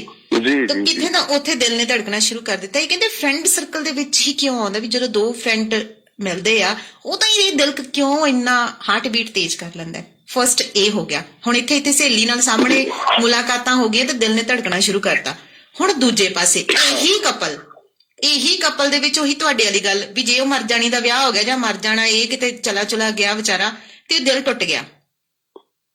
ਹੁਣ ਉਹ ਟੁੱਟਿਆ ਦਿਲ ਆਪਣੇ ਆਪ ਨੂੰ ਜੋੜਨ ਦੇ ਲਈ ਵਧੀਆ ਬੀਟ ਦੇ ਸੌਂਗ ਕਿਉਂ ਨਹੀਂ ਸੁਣਦਾ? ਉਹ ਮਰੇ ਖਪੇ ਗਾਣੇ ਕਿਉਂ ਸੁਣਦਾ ਹੈ? ਉਹ ਟੁੱਟਿਆ ਪਹਿਲਾਂ ਪਿਆ ਹੁੰਦਾ ਹੋਰ ਆਪਣੇ ਆਪ ਨੂੰ ਤੋੜਨ ਦੇ ਲਈ ਮਜਬੂਰ ਹੋ ਜਾਂਦਾ। ਇਹ ਫੀਲਿੰਗਸ ਕੀ ਨੇ ਦੋਨੇ? ਹਾਂ, ਇਹਦੇ ਵੱਲ ਵੀ ਆਉਣੇ ਆ ਜੀ। ਪਹਿਲਾਂ ਆਪਾਂ ਜਿਸ ਸਵਾਲ ਨੂੰ ਹੈਂਡਲ ਕੀਤਾ ਸੀ ਉਹ ਸਿਰਫ ਇਹ ਹੈ ਵੀ ਦਿਲ ਨਵਾਂ ਨਰੋਆ ਜਿਹੜਾ ਕਿਵੇਂ ਰੱਖਿਆ ਜਾ ਸਕਦਾ, ਹੋਮਿਓਪੈਥੀ ਦਾ ਇਹਦੇ ਚ ਕੋਈ ਰੋਲ ਹੈ ਕਿ ਨਹੀਂ। ਇਹ ਸਿੰਪਲ ਦੀਆਂ ਗੱਲਾਂ ਨੇ। ਇਹਦੇ ਲਈ ਆਪਾਂ ਕਿਸੇ ਤਰ੍ਹਾਂ ਦੀ ਦਵਾਈ ਰეკਮੈਂਡ ਨਹੀਂ ਕਰਦੇ। ਅਗਰ ਤੁਸੀਂ ਲਾਈਫ ਸਟਾਈਲ ਨਹੀਂ ਠੀਕ, ਕੋਈ ਬੰਦਾ ਕਹਿੰਦਾ ਮੈਂ ਜੀ ਆਪਣਾ ਖਾਣਾ ਨਹੀਂ ਠੀਕ ਕਰਨਾ ਹੈ ਨਾ, ਤੇ ਫਿਰ ਹੋਮਿਓਪੈਥੀ ਬੈਟਰ ਹੈ। ਐਲੋਪੈਥੀ ਦੇ ਮੁਕਾਬਲੇ ਚ ਹੋਮਿਓਪੈਥੀ ਤੇ ਜਾ ਸਕਦੇ ਹੋ ਤੁਸੀਂ। ਕੁਝ ਦਵਾਈਆਂ ਨੇ ਜਿਹੜੀਆਂ ਤੁਹਾਡੀਆਂ ਫੀਲਿੰਗਸ ਨੂੰ ਕੰਟਰੋਲ ਕਰ ਦਿੰਦੀਆਂ ਨੇ। ਮਾਨਸਿਕ ਰੋਗਾਂ ਲਈ ਕਾਫੀ ਸਾਰੀਆਂ ਦਵਾਈਆਂ, ਹੋਮਿਓਪੈਥੀ 'ਚ ਬਹੁਤ ਸਾਰੇ ਟ੍ਰੀਟਮੈਂਟ ਹੈਗੇ ਨੇ ਜੀ। ਬਿਲਕੁਲ। ਮਤਲਬ ਉਹ ਬੰਦਾ ਜਿਹਦਾ ਦਿਲ ਟੁੱਟ ਗਿਆ, ਜਿਹੜਾ ਬੰਦਾ ਨਿਰਾਸ਼ ਹੋ ਗਿਆ, ਉਸ ਬੰਦੇ ਨੂੰ ਵੀ ਹੋਮਿਓਪੈਥੀ ਵਾਲੇ ਕਹਿੰਦੇ ਨੇ ਵੀ ਅਸੀਂ ਭਾਈ ਇਹਨੂੰ ਠੀਕ ਕਰ ਦਿਆਂਗੇ, ਕੋਈ ਗੱਲ ਨਹੀਂ ਜੀ। ਤਾਂ ਐਲੋਪੈਥੀ 'ਚ ਜਾਣ ਦੀ ਬਜਾਏ ਹੋਮਿਓਪੈਥੀ 'ਚ ਜਾਣਾ ਕਈ ਗੁਣਾ ਬੈਟਰ ਹੈ। ਮਤਲਬ ਐਲੋਪੈਥੀ ਕੋਲ ਤਾਂ ਇਹਦਾ ਇਲਾਜ ਹੀ ਨਹੀਂ ਹੈ ਕੋਈ। ਐਲੋਪੈਥੀ ਦਾ ਕੀ ਕਰੂਗੀ, ਤੁਹਾਨੂੰ ਇਹੋ ਜਿਹੀਆਂ ਗੋਲੀਆਂ ਦਊਗੀ ਜਿਹਨਾਂ ਤੁਸੀਂ ਸੁੱਤੇ ਰਹੋ ਜੀ, ਤਾਂ ਕਿ ਤੁਸੀਂ ਕੁਝ ਦਿਨਾਂ ਬਾਅਦ ਫਿਰ ਜਦੋਂ ਹੋਸ਼ 'ਚ ਆਉਣੇ ਹੋ, ਨਸ਼ੇ 'ਚ ਰਹਿਣ ਤੋਂ ਬਾਅਦ ਫਿਰ ਤੁਹਾਨੂੰ ਗੱਲ ਭੁੱਲ ਭੱਲ ਜਾਂਦੀ ਹੈ, ਜਿਹਦੇ ਨਾਲ ਬੰਦਾ ਠੀਕ ਮਹਿਸੂਸ ਕਰਦਾ ਹੈ ਨਾ। ਉਹ ਮਤਲਬ ਤਰੀਕਾ ਸਹੀ ਨਹੀਂ ਹੈਗਾ ਜੀ। ਮੈਂ ਕਿਉਂਕਿ ਹੋਮਿਓਪੈਥੀ ਬਾਰੇ ਬਹੁਤ ਜ਼ਿਆਦਾ ਜਾਣਦਾ ਨਹੀਂ ਹੈ, ਇਸ ਕਰਕੇ ਮੈਨੂੰ ਇੰਨਾ ਹੀ ਪਤਾ ਹੈ ਕਿ ਹੋਮਿਓਪੈਥੀ ਤੇ ਇਸ ਕਿਸਮ ਦੇ ਟ੍ਰੀਟਮੈਂਟ ਹੈਗੇ ਨੇ ਮਾਨਸਿਕ ਚੀਜ਼ਾਂ ਨੂੰ ਹੈਂਡਲ ਕਰਨ ਦਾ, ਉਹ ਦਾਵਾ ਕਰਦੇ ਨੇ। ਤਾਂ ਨਵਾਂ ਰੱਖਣ ਦੀ ਗੱਲ ਇੱਕੋ ਹੀ ਹੈ ਜੀ ਵੀ ਨਵਾਂ ਅਸੀਂ ਪੂਰੀ ਜ਼ਿੰਦਗੀ ਨਹੀਂ ਰੱਖ ਸਕਦੇ। ਮੈਂ ਗੱਲ ਕਰ ਰਿਹਾ ਸੀ ਬਚਪਨ ਦੇ ਵਿੱਚ ਸਾਡੇ ਸੈੱਲਾਂ ਦੇ ਬਣਨ ਦੀ ਗਿਣਤੀ ਵੱਧ ਹੁੰਦੀ ਹੈ, ਮਰਨ ਦੀ ਘੱਟ ਹੁੰਦੀ ਹੈ, ਅਸੀਂ ਗਰੋ ਕਰਦੇ ਹਾਂ। ਇੱਕ ਸਮਾਂ ਹੁੰਦਾ ਹੈ ਜਦੋਂ ਸਾਡੇ ਜਿੰਨੇ ਸੈੱਲ ਮਰਦੇ ਨੇ ਉਨੇ ਨਵੇਂ ਪੈਦਾ ਹੁੰਦੇ ਨੇ, ਤੇ ਉਸ ਸਮੇਂ ਅਸੀਂ ਸਟੇਬਲ ਰਹਿੰਦੇ ਹਾਂ। ਜਿਹਨੂੰ ਜਵਾਨੀ ਦਾ ਕਾਲ ਕਹਿੰਦੇ ਆਪਾਂ, ਜਵਾਨੀ ਦਾ ਸਮਾਂ। ਉਸ ਤੋਂ ਬਾਅਦ ਜਦੋਂ 40-42 ਸਾਲ ਤੋਂ ਉੱਪਰ ਚਲੀ ਜਾਂਦੀ ਹੈ, ਉਦੋਂ ਸਾਡੇ ਸੈੱਲਾਂ ਦੇ ਮਰਨ ਦੀ ਗਿਣਤੀ ਵੱਧ ਜਾਂਦੀ ਹੈ, ਨਵੇਂ ਜਨਰੇਟ ਹੋਣੇ ਘੱਟ ਜਾਂਦੇ, ਤੇ ਹੌਲੀ ਹੌਲੀ ਆਪਾਂ ਬੁਢਾਪੇ ਵੱਲ ਨੂੰ ਜਾਂਦੇ ਹਾਂ। ਮੈਂ ਨਾ ਇੱਥੇ ਤੁਹਾਨੂੰ ਉਹ ਸਮਾਂ ਜਦੋਂ ਜੀ ਮਾਫੀ ਚਾਹੂੰਗੀ, ਮੈਂ ਆਪਣੇ ਆਪ ਨੂੰ ਰੋਕ ਨਹੀਂ ਪਾ ਰਹੀ ਕਿਉਂਕਿ ਮਸਲਾ ਹੀ ਏਦਾਂ ਦਾ ਆ।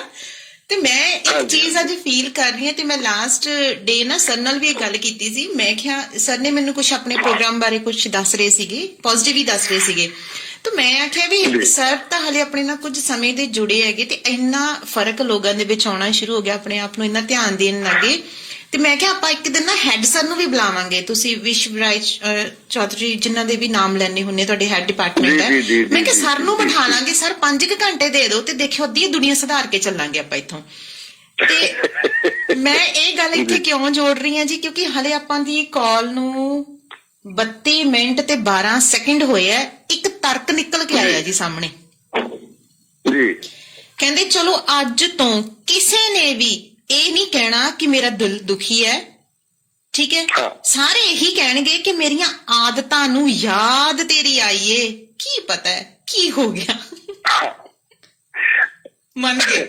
ਮਨ ਦੁਖੀ ਕਹਿ ਸਕਦੇ ਹੋ ਤੁਸੀਂ। ਮੇਰਾ ਮਨ ਠੀਕ ਨਹੀਂ ਹੈ, ਮੇਰਾ ਮਨ ਡਿਸਟਰਬ ਹੈ, ਮਤਲਬ ਠੀਕ ਹੈ ਤੁਹਾਡੀ ਗੱਲ ਜੀ। ਅੱਛਾ, ਦੂਸਰੇ 1-2 ਸਵਾਲ ਜਿਹੜੇ ਸੀਗੇ ਵੀ ਫਰੈਂਡ ਸਰਕਲ 'ਚ ਸਾਰਾ ਕੁਝ ਕਿਵੇਂ ਹੁੰਦਾ, ਤੁਸੀਂ ਹੁਣ ਆਪਾਂ ਮਨ ਵੱਲ ਆਉਣੇ ਆ ਜੀ। ਜਿਹੜਾ ਦਿਲ ਵਾਲਾ ਨਾਮ ਦਾ ਪੁਰਜਾ, ਉਹਨੂੰ ਇਹ 'ਚ ਬਰੀ ਕਰ ਦਿਓ। ਉਹਨੂੰ ਕਿਵੇਂ ਤੰਦਰੁਸਤ ਰੱਖਣਾ ਤਾਂ ਕਿ ਉਹ ਠੀਕ ਧੜਕਦਾ ਰਹੇ, ਉਹ ਸਪਲਾਈ ਦਿੰਦਾ ਰਹੇ, ਉਹਦੇ ਤੇ ਫਿਰ ਅਗਲੇ ਸੈਗਮੈਂਟ 'ਚ ਕਿਤੇ ਗੱਲ ਕਰਾਂਗੇ ਆਪਾਂ। ਦਿਲ ਨੂੰ ਕਿਵੇਂ ਠੀਕ ਰੱਖਿਆ ਜਾਵੇ, ਦਿਲ ਦਾ ਕੰਮ ਹੀ ਵੱਖਰਾ ਹੈ ਜੀ। ਅਸੀਂ ਹੋਰ ਹੀ ਕੰਮ ਉਹਦੇ ਸਿਰ ਤੇ ਪਾਤੇ ਆ। ਹੁਣ ਆਪਾਂ ਉਹਦੇ ਮਨ ਤੇ ਆਉਣੇ ਆ ਜੀ ਵੀ ਮਨ ਹੁੰਦੀਆਂ ਨੇ ਸਾਡੀਆਂ ਫੀਲਿੰਗਸ। ਹਾਂਜੀ, ਦੇਖੋ ਤੁਸੀਂ ਇਹ ਦੇਖੋ ਵੀ ਜਾਨਵਰਾਂ 'ਚ ਵੀ ਫੀਲਿੰਗਸ ਤਾਂ ਹੁੰਦੀਆਂ ਨੇ, ਲੇਕਿਨ ਉਸ ਮੁਕਾਬਲੇ 'ਚ ਨਹੀਂ ਹੈਗੀਆਂ ਜਿੰਨੀਆਂ ਇਨਸਾਨ 'ਚ ਹੁੰਦੀਆਂ ਨੇ। ਮਤਲਬ ਤੁਸੀਂ ਦੇਖੋਗੇ ਵੀ ਕਈ ਵਾਰ ਤੁਸੀਂ ਦੇਖਿਆ ਹੋਣਾ ਵੀ ਜਦੋਂ ਤੁਸੀਂ ਕੱਟੀ ਦੇ ਕੱਟਾ ਵੇਚ ਦਿੰਦੇ ਸੀ ਤਾਂ ਮੱਝ ਕਈ ਦਿਨ ਪੱਠੇ ਨਹੀਂ ਖਾਂਦੀ ਸੀ। ਬਿਲਕੁਲ ਜੀ, ਹੈਨਾ। ਮਤਲਬ ਬੱਚੇ ਨੂੰ ਪਿਆਰ ਕਰਨਾ, ਆਪਣੇ ਬੱਚੇ ਦੀ ਤੜਪਣਾ, ਇਹ ਜਾਨਵਰਾਂ 'ਚ ਵੀ ਹੈ। ਇੱਕ ਕਾਂ ਮਰਦਾ, ਕਿੰਨੇ ਕਾਂ ਵਾਲੇ ਇਕੱਠੇ ਹੋ ਕੇ ਰੌਲਾ ਪਾਉਂਦੇ ਨੇ ਜੀ। ਬਿਲਕੁਲ ਜੀ, ਮਤਲਬ ਫੀਲਿੰਗਸ ਹੁੰਦੀਆਂ ਨੇ ਜਾਨਵਰਾਂ 'ਚ, ਲੇਕਿਨ ਇਨਸਾਨ ਜਿਹੜਾ ਉਹਦਾ ਬ੍ਰੇਨ ਉਸ ਤੋਂ ਜ਼ਿਆਦਾ ਡਿਵੈਲਪ ਹੋ ਗਿਆ। ਉਹ ਮਤਲਬ ਇਨਸਾਨ ਨੇ ਇਸ ਪਾਸੇ ਨੂੰ ਤਰੱਕੀ ਕੀਤੀ, ਬ੍ਰੇਨ ਜਿਹੜਾ ਡਿਵੈਲਪ ਹੋ ਗਿਆ। ਉਸ ਤੋਂ ਬਾਅਦ ਉਹਨੇ ਕੁਝ ਐਕਟੀਵਿਟੀਜ਼ ਐਸੀਆਂ ਕਰਨੀਆਂ ਸ਼ੁਰੂ ਕਰਤੀਆਂ ਜਿਹਦੇ ਨਾਲ ਉਹ ਹੋਰ ਜ਼ਿਆਦਾ ਡਿਵੈਲਪ ਹੁੰਦਾ ਗਿਆ ਜੀ। ਤੇ ਜਿਹਦੇ ਨਾਲ ਇਹਦੀਆਂ ਫੀਲਿੰਗਸ ਅਲੱਗ ਤਰ੍ਹਾਂ ਦੀਆਂ ਹੋ ਗਈਆਂ, ਇਹ ਜ਼ਿਆਦਾ ਹੋ ਗਈਆਂ। ਕਹਿ ਲਓ ਵੀ ਸਾਨੂੰ ਕੋਈ ਗੱਲ ਬੰਦਾ ਕਹਿ ਦਿੰਦਾ, ਉਹਦੇ ਤੋਂ ਸਾਨੂੰ ਦੁੱਖ ਲੱਗਣ ਲੱਗ ਪੈਂਦਾ। ਜਾਨਵਰਾਂ ਨਾਲ ਏਦਾਂ ਨਹੀਂ ਹੁੰਦਾ ਜੀ। ਤਾਂ ਸਾਨੂੰ ਮਨ ਬਾਰੇ ਸਮਝਣ ਵਾਲੀ ਗੱਲ ਹੈ, ਜਿਹੜਾ ਮਨ ਜੀਤੇ ਜਗਜੀਤ ਵਾਲਾ ਗੱਲ ਹੈ। ਜਾਂ ਇੱਕ ਗੱਲ ਕਹੀ ਜਾਂਦੀ ਹੈ, ਮਨ ਕੇ ਹਾਰੇ ਹਾਰ ਹੈ, ਮਨ ਕੇ ਜੀਤੇ ਜੀਤ। ਬਿਲਕੁਲ ਜੀ। ਹੁਣ ਆਪਾਂ ਇਸ ਗੱਲ ਨੂੰ ਸਮਝਣਾ ਵੀ ਅਸਲ 'ਚ ਇਹ ਘਟਨਾਵਾਂ ਉਹਨਾਂ ਲੋਕਾਂ ਨਾਲ ਹੀ ਵਾਪਰਦੀਆਂ ਨੇ ਜਿਹੜੇ ਮਾਨਸਿਕ ਤੌਰ ਤੇ ਕਮਜ਼ੋਰ ਹੁੰਦੇ ਨੇ ਜੀ। ਇੱਕ ਬੰਦਾ ਇੱਕ ਕੁੜੀ ਨੂੰ, ਇੱਕ ਲੜਕਾ ਪਿਆਰ ਕਰਦਾ, ਉਹ ਕੁੜੀ ਛੱਡ ਜਾਂਦੀ ਹੈ, ਉਹਦਾ ਵਿਆਹ ਹੋ ਜਾਂਦਾ ਜਾਂ ਬ੍ਰੇਕਅਪ ਹੋ ਜਾਂਦਾ ਤਾਂ ਉਹ ਲੜਕਾ ਆਤਮ ਹੱਤਿਆ ਕਰ ਲੈਂਦਾ ਜੀ। ਇੱਕ ਜੋੜਾ ਹੋਰ ਹੈ, ਉਹ ਕੁੜੀ ਦਾ ਵਿਆਹ ਹੋ ਜਾਂਦਾ ਤੇ ਮੁੰਡਾ ਕਹਿੰਦਾ ਠੀਕ ਹੈ ਭਾਈ, ਆਪਣੀ ਨਹੀਂ ਵੀ ਤੂੰ ਆਪਣੀ ਜ਼ਿੰਦਗੀ ਜੀ, ਮੈਂ ਆਪਣੀ ਜ਼ਿੰਦਗੀ ਜਿਉਣਾ। That's all. ਹਾਂਜੀ। ਹੁਣ ਫਰਕ ਕੀ ਹੈ ਦੋਨਾਂ ਘਟਨਾਵਾਂ 'ਚ? ਵੀ ਉਹ ਬੰਦਾ ਮਨ ਦਾ ਗੁਲਾਮ ਹੈ, ਪਹਿਲੇ ਵਾਲਾ ਬੰਦਾ ਜਿਹੜਾ ਜੀ, ਉਹ ਬੰਦਾ ਐਕਸਪੈਕਟ ਕਰਦਾ ਕੁਝ ਚੀਜ਼ਾਂ ਵੀ ਬਸ ਆਹੀ ਕੁੜੀ ਹੋਣੀ ਚਾਹੀਦੀ ਹੈ, ਮੇਰੀ ਲਾਈਫ ਇਹਦੇ ਨਾਲ ਹੀ ਬੀਤਣੀ ਚਾਹੀਦੀ ਹੈ ਜੀ। ਦੂਸਰਾ ਬੰਦਾ ਜਿਹੜਾ ਉਹ ਇਦਾਂ ਦੀ ਐਕਸਪੈਕਟੇਸ਼ਨ ਨਹੀਂ ਰੱਖਦਾ, ਉਹ ਇਹ ਸੋਚਦਾ ਵੀ ਇਹ ਚੰਗੀ ਗੱਲ ਹੈ ਜੇ ਅਸੀਂ ਇਕੱਠੇ ਰਹਿ ਲਈਏ, ਲੇਕਿਨ ਫਿਰ ਵੀ ਜੇ ਨਹੀਂ ਹੋਇਆ ਤਾਂ ਕੋਈ ਗੱਲ ਨਹੀਂ। ਸਹੀ ਹੈ। ਇੰਨਾ ਵੀ ਫਰਕ ਹੈ, ਤੁਸੀਂ ਦੇਖੋ ਜੀ। ਇਹ ਬਹੁਤ ਛੋਟਾ ਜਿਹਾ ਫਰਕ ਹੈ, ਸੋਚ ਦਾ ਫਰਕ ਹੈ ਜੀ। ਮਤਲਬ ਮਨ ਕੀ ਹੈ, ਸਾਡਾ ਵਿਚਾਰ ਹੈ, ਉਹ ਵਿਚਾਰ ਸਾਡੇ ਬਣਦੇ ਕਿਵੇਂ ਨੇ, ਉਹ ਸਾਡੀ ਲਗਾਤਾਰ ਡਿਵੈਲਪਮੈਂਟ ਕਿਸ ਮਾਹੌਲ 'ਚ ਹੋਈ ਹੈ ਜੀ, ਉਹਦੇ ਨਾਲ ਅਸੀਂ ਮਤਲਬ ਸਾਡੇ ਵਿਚਾਰ ਬਣਦੇ ਨੇ ਜੀ। ਇੱਕ ਪਰਿਵਾਰ ਇਹੋ ਜਿਹਾ ਹੋ ਸਕਦਾ ਜਿੱਥੇ ਬਹੁਤ ਸੈਂਸਿਟਿਵ ਲੋਕ ਰਹਿੰਦੇ ਨੇ ਤੇ ਉਹਨਾਂ ਦੇ ਬੱਚੇ ਵੀ ਗਾਹਾਂ ਉਦਾਂ ਦੇ ਸੈਂਸਿਟਿਵ ਹੋ ਜਾਂਦੇ ਨੇ। ਬਿਲਕੁਲ ਜੀ। ਹੈਨਾ, ਤੁਸੀਂ ਕਿਸ ਮਾਹੌਲ 'ਚ ਪਲੇ ਹੋ।